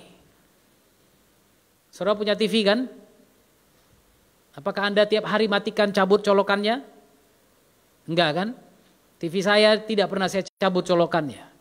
Karena apa? Kapanpun saya datang, saya tekan tombol itu. Dek, dan dia langsung hidup. Jangan pernah matikan daya yang ada dalam dirimu. Jangan pernah matikan Roh Kudus yang ada dalam dirimu. Sehingga pada waktu Tuhan datang, tombol itu akan membuat Anda langsung menyala. Haleluya. Tanda-tanda ini akan membuat Anda langsung menyala. Karena Anda tahu bahwa Kristus sudah datang. Haleluya. Akan ada satu tanda yang hebat Karena mayat akan bertebaran di mana-mana. Bagi burung-burung nasar, burung pemakan bangkai, ya bukan burung nasar, burung pemakan bangkai, ini jadi pesta pora. Mayat akan ada di mana-mana. Tapi yang kedua, di sini setan, pion setan dua ini, antikristus dan nabi palsu ini akan menjadi dua penghuni pertama dari lautan api. Itu sebabnya iblis berusaha dengan demikian luar biasanya. Penghuni pertama bukan setan dulu, tapi dua pionnya ini. Antikristus itu, kemudian nabi palsu itu akan jadi dua penghuni pertama di neraka. Loh Pak, orang-orang yang mati di luar Tuhan sekarang gimana? Mereka belum berada di neraka. Mereka berada di satu tempat yang penuh dengan kertak gigi, kegelapan. Yang disebut dengan Sheol. Tapi nanti satu hari dalam penghakiman, setelah penghakiman itu masa-masa itulah akan terjadi yang benar dibawa ke surga, yang tidak benar dihakimi dalam api yang menyala-nyala ini. Haleluya. Karena itu kalau ada orang bilang dia udah lihat orang lain di api neraka menjerit-jerit, saya nggak tahu orang yang mana yang dijumpainya. Ya kan? Ada orang kan hamba-hamba Tuhan lagi bahkan bilang, wah aku lihat pendeta ini di api itu. Mungkin yang dia benci juga sama pendeta itu kan. Pendeta ini menjerit-jerit, dia panggil nama aku di api neraka. Padahal itu nanti masanya akan tiba. Tapi Yesus katakan sama seperti cerita Yesus tentang orang kaya dan Lazarus yang miskin. Itu nanti saudara. Pada akhirnya si orang kaya itu akan berada di api itu. Dan dia katakan, Bapak Abraham, suruhlah Lazarus meletakkan jarinya ke air dan berikan aku setitik air saja. Supaya panas ini tidak begitu menyengat aku. Itu masanya nanti. Tapi sekarang ini orang-orang yang percaya kepada Yesus dikumpulkan di Firdaus. Tapi orang yang tidak percaya dikumpulkan di Sheol. Di tempat di mana kegelapan yang ada pada saat ini. Haleluya. Karena itu hiduplah benar di hadapan Tuhan.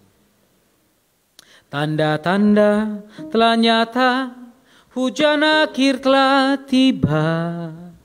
Tuhan telah melawat umatnya. Ladang telah menguning, siap untuk dituai. Banyak jiwa menanti uluran tangan kita. Tuailah sekarang. Sekali lagi katakan, tanda-tanda telah nyata, hujan akhir telah tiba. Tuhan sedang melawat umatnya. Ladang sedang menguning, siap untuk dituai. Banyak jiwa menanti uluran tangan kita. Tuailah sekarang. Nyatakan kemuliaannya pada segala bangsa. Biar kuasanya dinyatakan melimpah. Bangkitlah gereja Tuhan. Pandang sekelilingmu.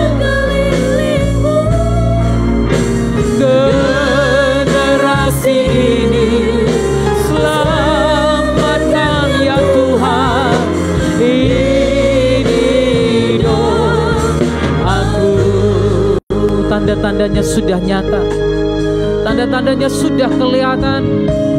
Tuhan sedang melawat gerejanya. Tuhan sedang melawat orang-orang benar. Karena itu persiapkan dirimu. Jangan katakan tidak. Jangan katakan oh enggak, masih lama. Kalau engkau melihat lawatan Tuhan terjadi, kalau engkau melihat banyak orang bertobat di mana-mana, artinya apa? Ladang itu sudah menguning, siap untuk dituai. Jiwa-jiwa menanti uluran tanganmu. Jiwa-jiwa menanti engkau menuai bersama-sama. Oh Rabba Shanda Rabba Rabba Rabba Rabba Shaka Rabba Yo. Nyatakan kemuliaan-Nya pada segala bangsa. Biar kuasa-Nya dinyatakan melimpah. Bangkitlah gereja Tuhan pada sekelilingku. Generasi ini selamatkan ya Tuhan.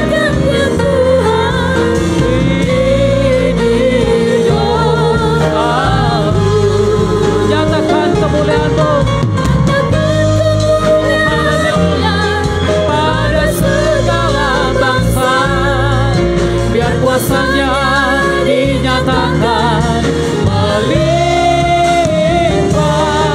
Bangkitlah gereja Tuhan pada sekelilingku. Generasi ini Tuhan selamatkan. Selamatkan.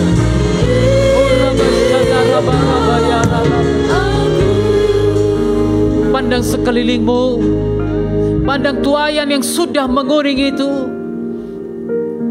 Yesus pernah berkata, ladang sudah menguning, tapi penuai sedikit. Penuai sedikit. Kenapa Anda tidak menjadi penuai itu? Kenapa Anda tidak mau memberitakan Yesus kepada orang lain? Engkau duduk diam, engkau duduk tenang saja. Tidak peduli orang binasa, tidak peduli orang tuamu binasa, tidak peduli istrimu atau suamimu binasa, anak-anakmu binasa, tetanggamu binasa. Rebut mereka dari iblis. Kalau istrimu, suamimu, anak-anakmu, orang tuamu sedang mengarah kepada jalan kebinasaan, jangan diam. Jangan diam. Rebut mereka dari tangan iblis. Rebut mereka. Jangan mengalah. Jangan biarkan istrimu hilang. Jangan biarkan suamimu hilang. Jangan biarkan anak-anakmu hilang atau orang tuamu hilang. Rebut mereka dari tangan iblis. Rebut mereka.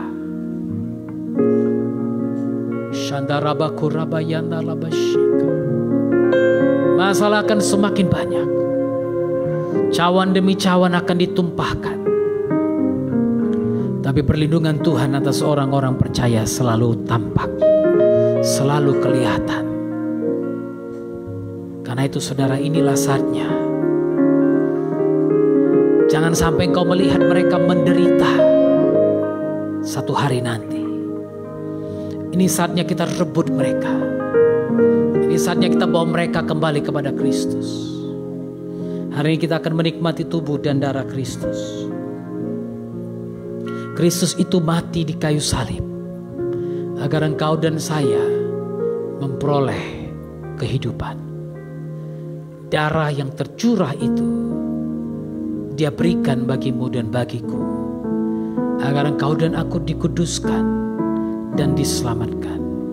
Dan oleh bilur-bilurnya kita menjadi sembuh. Karena itu kalau ada di antaramu yang sakit, percayalah, darah Yesus, tubuh Kristus yang akan engkau nikmati, sanggup menyembuhkan engkau, sanggup memulihkan keluargamu, sanggup memulihkan hidupmu, sanggup menebus engkau dari dosa yang separah apapun. Karena firman-Nya berkata, walaupun dosamu merah seperti kirmizi, Dia akan jadikan putih seperti bulu domba, seperti salju.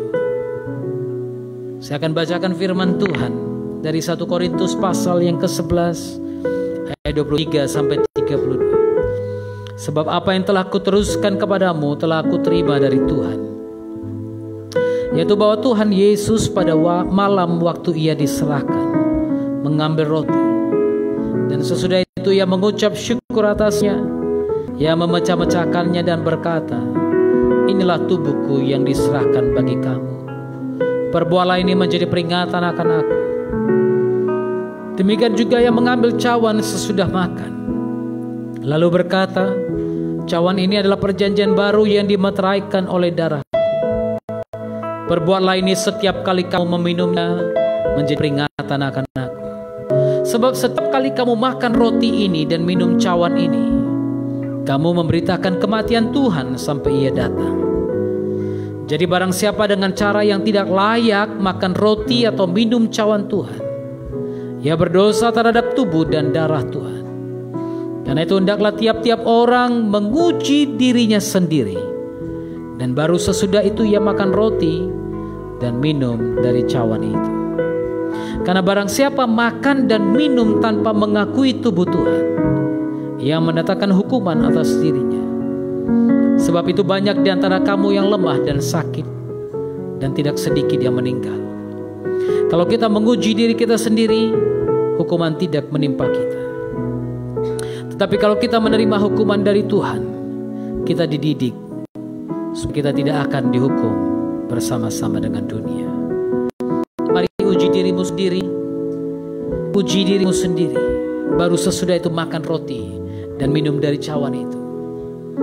Syaratnya engkau menerima perjamuan kudus ini adalah engkau mengakui tubuh Tuhan. Kalau engkau mengakui tubuh Kristus yang terpecah dan darah yang tercurah bagimu, maka engkau boleh menerima anggur dan roti ini, tubuh dan darah Kristus ini. Persiapkan dirimu, ujilah dirimu, periksa. Apakah selama ini aku mengaku Kristus sebagai Tuhan yang sudah mati bagiku? Mari periksa, uji dirimu sendiri. Saya mengundang petugas perjamuan untuk maju ke depan. Darahnya tercurah karena kasih yang nyata, dosaku disucikan di kayu salib Tuhanku. Darahnya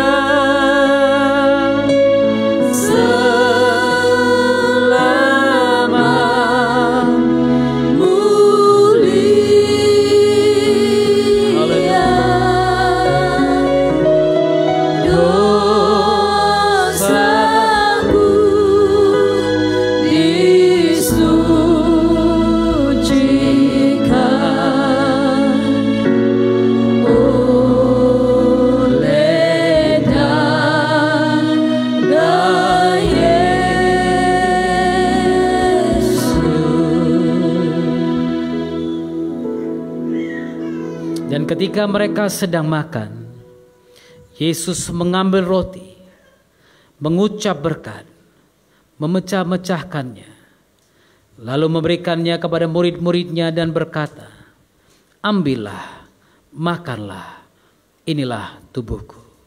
Apakah Anda percaya roti yang di tangan saudara melambangkan tubuh Kristus yang terpecah-pecah untuk pengampunan dosamu? Mari kita terima dengan penuh ucapan syukur dalam nama Tuhan Yesus Kristus.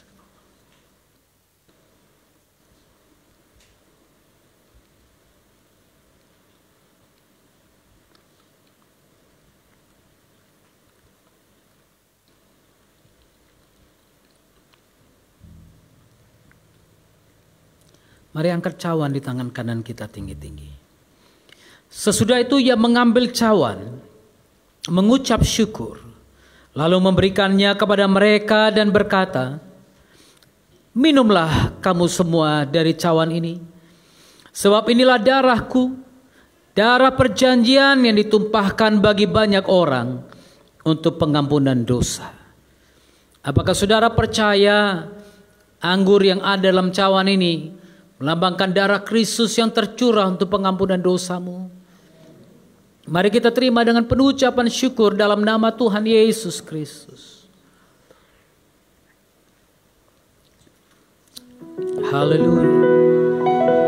Sungguh heran darahnya Yesus, Sungguh heran darahnya Yesus, kuasa iblis dihancurkan olehnya.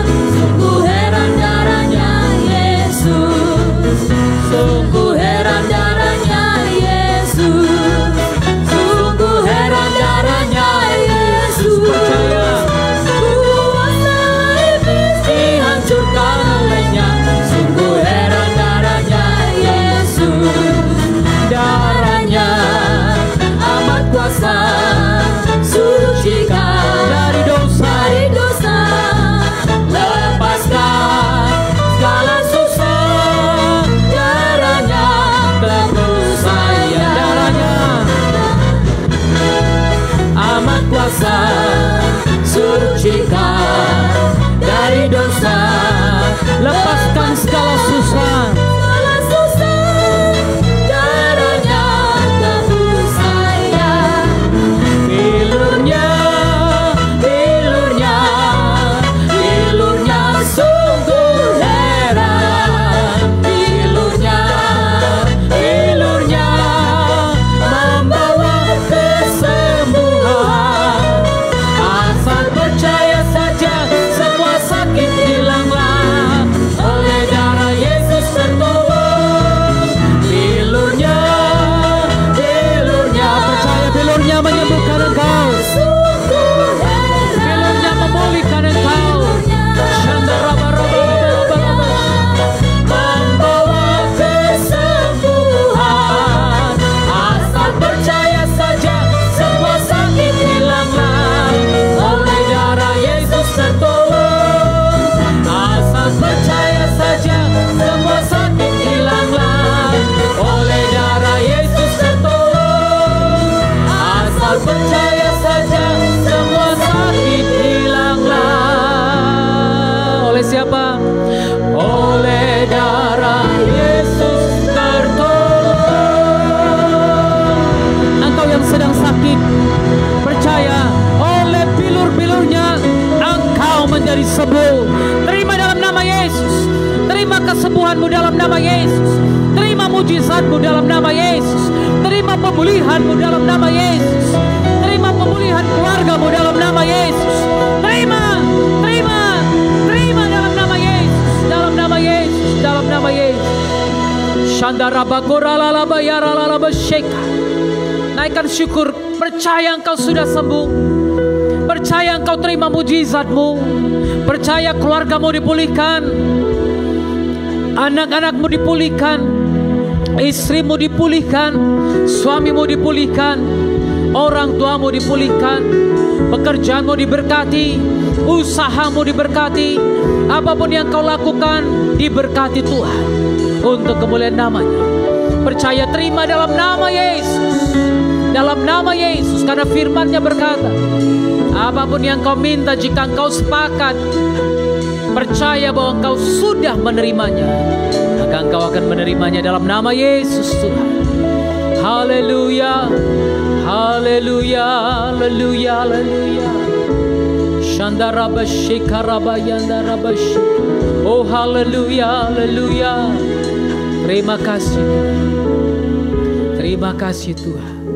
Aku percaya Tuhanku aja, Kau turun tangan memulihkanku. Aku percaya, oh haleluya, Tuhanku dahsyat. Aku percaya Kau turun tangan memberkatiku.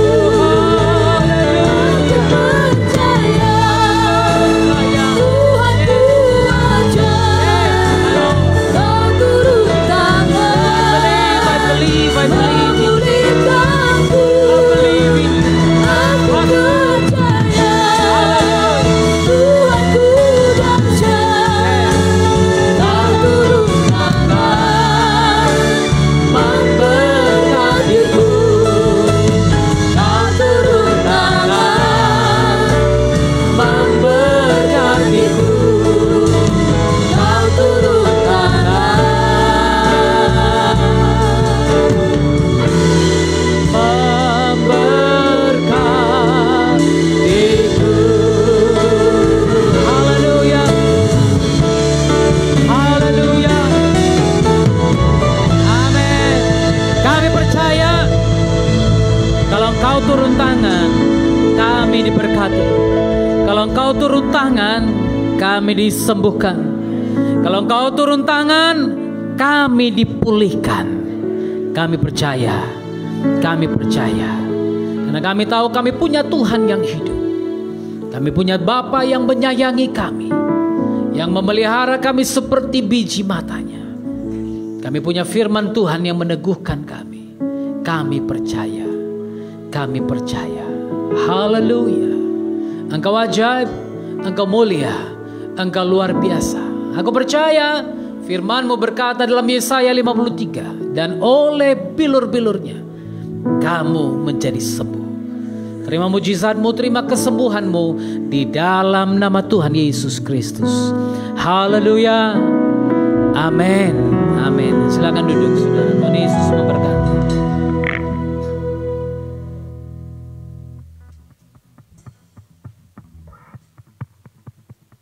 Haleluya. Diberkati oleh kebenaran firman Tuhan, amin. Kita akan memberikan persembahan kita. Mari kita bersatu di dalam doa. Terima kasih Bapa yang baik. Kami bersyukur buat anugerah Tuhan. Terima kasih buat penyertaan-Mu yang sempurna atas kehidupan kami. Terima kasih buat firman-Mu yang memberkati kami Tuhan. Biarlah firman-Mu bertumbuh dalam kehidupan kami, menjadi rema dalam setiap kehidupan kami Tuhan. Jadikan kami sebagai pelaku-pelaku kebenaran firman-Mu. Saat sebentar lagi Tuhan Yesus, kami akan memberikan persembahan kami. Kiranya Engkau memberkati tangan-tangan yang memberikan persembahan. Engkau berkati berlipat kali ganda. Engkau memberkati pekerjaan kami, usaha kami, dan apapun yang dikerjakan tangan kami. Biarlah Tuhan yang selalu memberkati. Terima kasih Tuhan. Kami siap memberikan yang terbaik untuk Tuhan. Di dalam nama Tuhan Yesus kami berdoa dan mengucap syukur. Haleluya. Amin.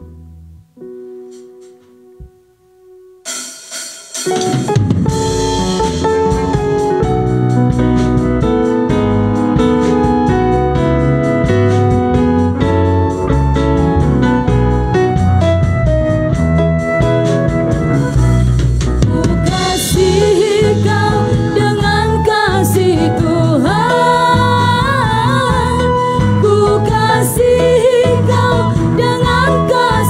Tuhan,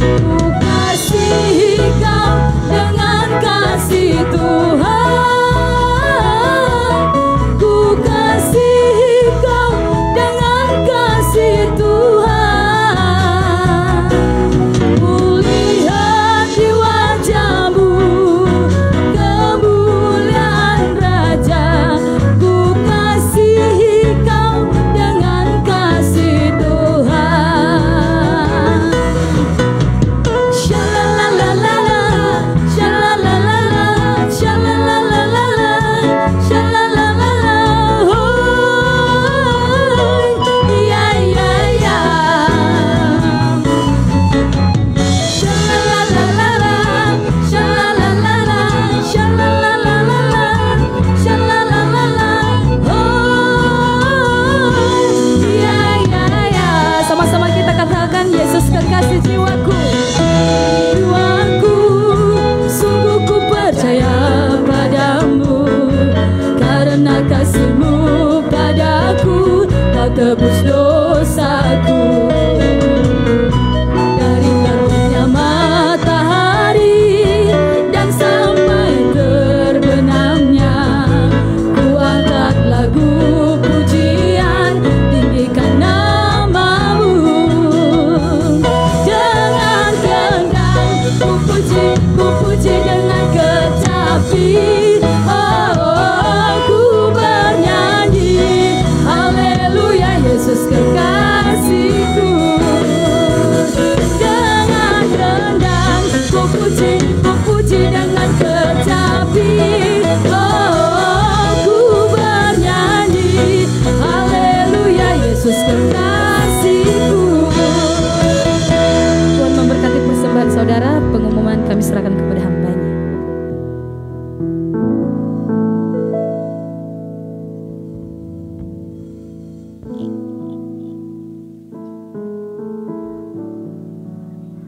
Haleluya, shalom. Kita percaya kita diberkati Tuhan selama 1 minggu ini, amin. Terima kasih untuk jemaat Tuhan yang sudah datang beribadah hari ini. Tuhan Yesus memberkati saudara. Bahkan jemaat Tuhan yang beribadah secara live streaming, Tuhan memberkati saudara. Terima kasih untuk tim yang sudah melayani hari ini. Untuk tim pujian penyembahan, Tuhan Yesus memberkati semakin luar biasa.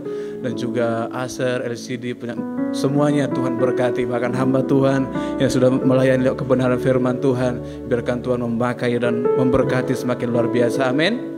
Saudara yang terkasih dalam Tuhan Yesus Kristus, kami juga mengundang Bapak Ibu yang di rumah yang tidak sempat untuk beribadah di pagi hari ini, untuk boleh bergabung bersama-sama nanti pukul 18 WIB sampai dengan selesai di tempat ini untuk ibadah sesi yang kedua. Untuk pengumuman kita minggu ini 7 Maret 2021, saudara, kita akan tetap mengadakan menara doa setiap hari Jumat yang diadakan di tempat ini pukul 7 WIB sampai dengan selesai. Kita doakan, bahkan saudara boleh datang bergabung bersama-sama dengan kita di tempat ini untuk ibadah fellowship pemuda setiap hari Sabtu pukul 8 sampai dengan selesai. Kami juga memberitahukan kepada jemaat Tuhan di tempat ini supaya kita mempersiapkan diri kita juga dalam menyambut Paskah. Untuk setiap persiapan kita, boleh kita doakan kepada Tuhan. Kita doakan setiap program-program gereja kita, bahkan TK Ben Elim Kids kita doakan, bahkan Junior Ministry, bahkan STT Misi William Carey, supaya Tuhan memberkati setiap program-program yang kita lakukan di gereja ini berkenan di hadapan Tuhan, amin. Kita berdoa untuk bangsa negara kita, pemerintahan bangsa kita, supaya Tuhan memberkati, bahkan memulihkan keadaan Indonesia. Kita akan mengakhiri ibadah ini, saudara yang terkasih Tuhan Yesus. Sama-sama kita bangkit berdiri. Kita katakan, kami memuji kebesaran-Mu Tuhan, ajaib Tuhan.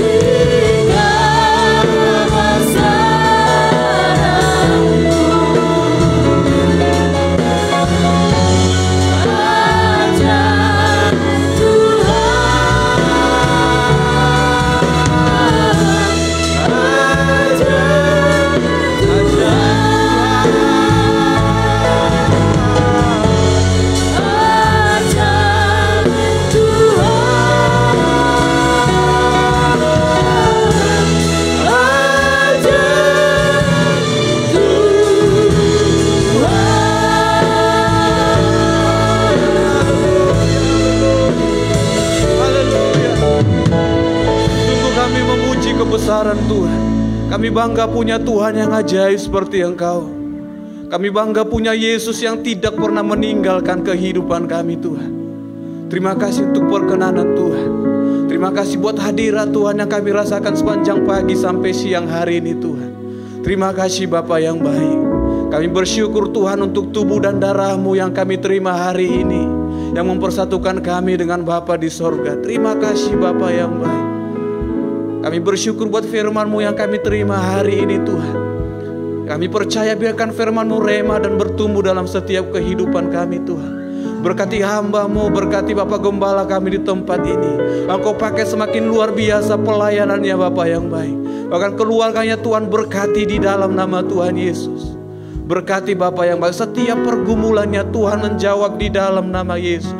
Terima kasih Bapak yang baik. Bahkan saat siang hari ini Tuhan, kami orang-orang percaya, kami mau datang di hadapan Tuhan, merendahkan diri di hadapan Tuhan. Kami bawa bangsa kami di hadapan Tuhan. Kami bawa Indonesia di hadapan Tuhan. Tuhan, pandanglah bangsa kami dengan belas kasih-Mu Tuhan. Tuhan, kiranya tangan-Mu melawat memulihkan Indonesia.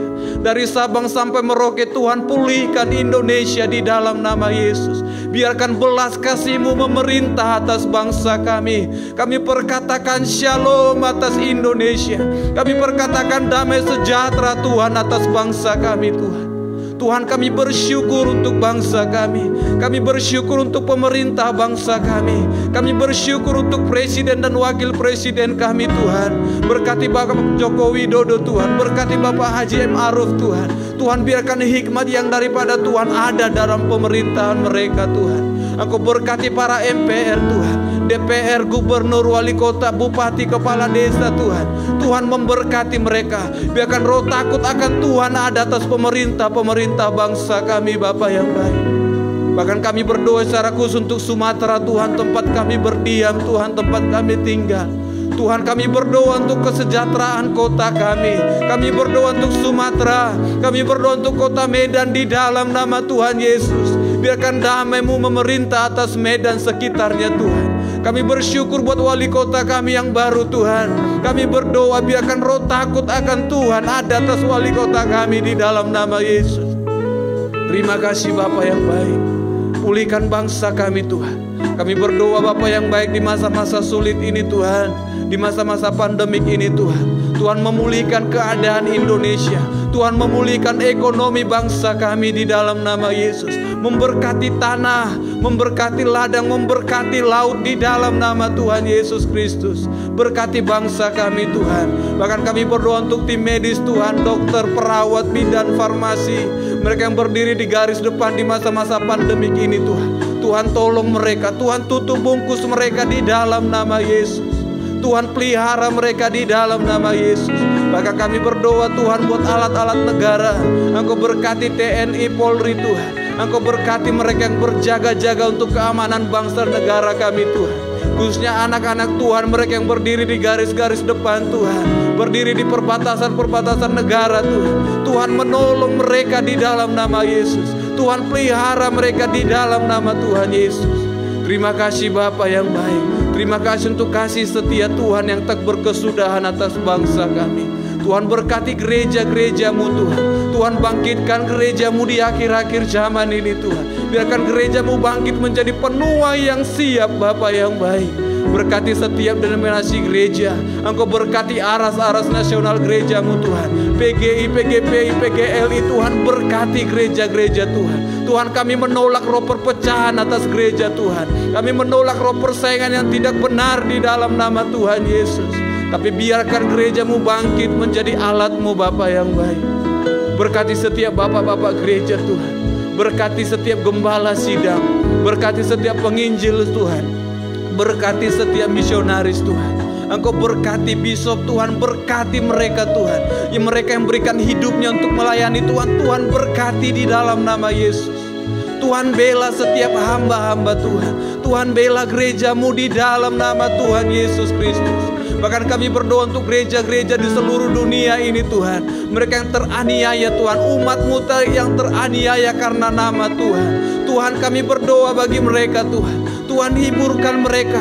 Tuhan kuatkan mereka di dalam nama Tuhan Yesus. Engkau Roh Kudus yang menjadi sukacita, menjadi kekuatan yang baru dalam hidup mereka Tuhan. Di dalam nama Tuhan Yesus Kristus. Biarkan gereja-Mu bangkit di masa-masa sulit ini Bapa yang baik. Terima kasih Tuhan. Kami berdoa Tuhan, bahkan kami bersyukur untuk gereja-Mu yang Tuhan percayakan boleh kami layani di tempat ini Tuhan. Engkau berkati gereja Elim Kristen Indonesia Medan Revival Center Tuhan. Tuhan, kami berdoa biarkan tempat ini menjadi kemuliaan bagi Tuhan. Kami berdoa Tuhan, gereja ini menjadi sumber terang bagi daerah kami Tuhan. Menjadi alasan Tuhan untuk memberkati daerah kami. Menjadi alasan Tuhan untuk memulihkan keadaan sekitar kami. Biarkan setiap pujian penyembahan yang dinaikkan dari tempat ini menjadi persembahan yang harum bagi Tuhan. Berkati setiap program-program gereja di tempat ini Tuhan. Engkau berkati TKB Elim Kids Tuhan. Engkau berkati junior ministry Tuhan. Engkau berkati pemuda dan pemudinya Tuhan. Bahkan Engkau berkati STT Misi William Carey. Biarkan kami terus menaruh harap kami kepada Tuhan. Terima kasih Bapa yang baik. Bahkan kami berdoa Tuhan untuk setiap sidang jemaat Tuhan yang Tuhan percayakan boleh ada beribadah di tempat ini Tuhan. Tuhan menilai keadaan mereka satu persatu Tuhan. Tuhan memberkati mereka keluarga per keluarga. Berkati setiap kebutuhan mereka, setiap pergumulan mereka. Mereka diberkati di dalam nama Tuhan Yesus. Yang sakit disembuhkan di dalam nama Yesus. Bahkan hari ini jemaat-Mu yang datang mencari wajah Tuhan, Tuhan berkati mereka Tuhan dengan berkat yang khusus yang daripada Tuhan. Bahkan setiap sidang jemaat-Mu yang beribadah secara live streaming Tuhan, Tuhan menolong mereka Bapa yang baik. Biarkan kuasa yang sama boleh mereka rasakan di dalam nama Tuhan Yesus. Terima kasih Bapa yang baik. Kami terima setiap jawaban doa kami, iya dan amin. Kami akan pulang dengan kemenangan dan sukacita yang baru di dalam Tuhan. Olehnya Bapa yang baik, kami beserta seluruh orang-orang percaya di seluruh dunia ini akan menaikkan doa yang Kau ajarkan dengan berkata, Bapa kami yang di sorga, dikuduskanlah nama-Mu, datanglah kerajaan-Mu, jadilah kehendak-Mu di bumi seperti di sorga. Berikanlah kami pada hari ini makanan kami yang secukupnya, dan ampunilah kami akan kesalahan kami, seperti kami juga mengampuni orang yang berdosa kepada kami. Dan janganlah bawa kami ke dalam pencobaan, tapi lepaskanlah kami daripada yang jahat. Karena Engkau yang punya kerajaan dan kuasa dan kemuliaan sampai selama-lamanya. Amin. Jemaat dikasih Tuhan, mari tengadakan tanganmu dan terimalah berkat Tuhan. Tuhan memberkati engkau dan melindungi engkau. Tuhan menyinari engkau dengan wajah-Nya dan memberikan kasih karunia-Nya kepadamu. Tuhan menghadapkan wajah-Nya kepadamu dan memberikan engkau damai sejahtera. Turunlah kiranya berkat besar dari Bapa di surga, kasih sayang dari Tuhan Yesus Kristus, penyertaan dan penghiburan dari Roh Kudus turun ke atas saudara sekalian mulai dari saat ini sampai Maranatha, sampai Tuhan Yesus datang kali yang kedua menjemput kita di awan-awan. Diberkatilah engkau dalam pekerjaanmu, diberkatilah engkau dalam usahamu. Segala sesuatu yang diperbuat tanganmu dibuat Tuhan menjadi berhasil. Oleh karena engkau istrimu diberkati Tuhan, suamimu diberkati Tuhan, anak-anakmu diberkati Tuhan, orang tuamu diberkati Tuhan. Pendidikan, sawah, ladang, kebun, ternak, apapun yang kau lakukan diberkati dan dilipat gandakan Tuhan. Engkau yang mengembalikan milik Tuhan dalam bentuk persepuluhan dan ucapan syukur. Dihalaunya belalang pelaha, belalang pengering, sakit penyakit, penyakit sampar, penyakit menular tidak akan mendekat kepada kediaman. Karena hatimu yang melekat kepadanya dan engkau menjadikan yang maha tinggi sebagai tempat perlindunganmu dan benteng pertahanan. Terimalah semua berkat ini dalam nama Bapa, Putra, dan Roh Kudus, yaitu dalam nama Tuhan Yesus Kristus. Haleluya. Penyertaan-Mu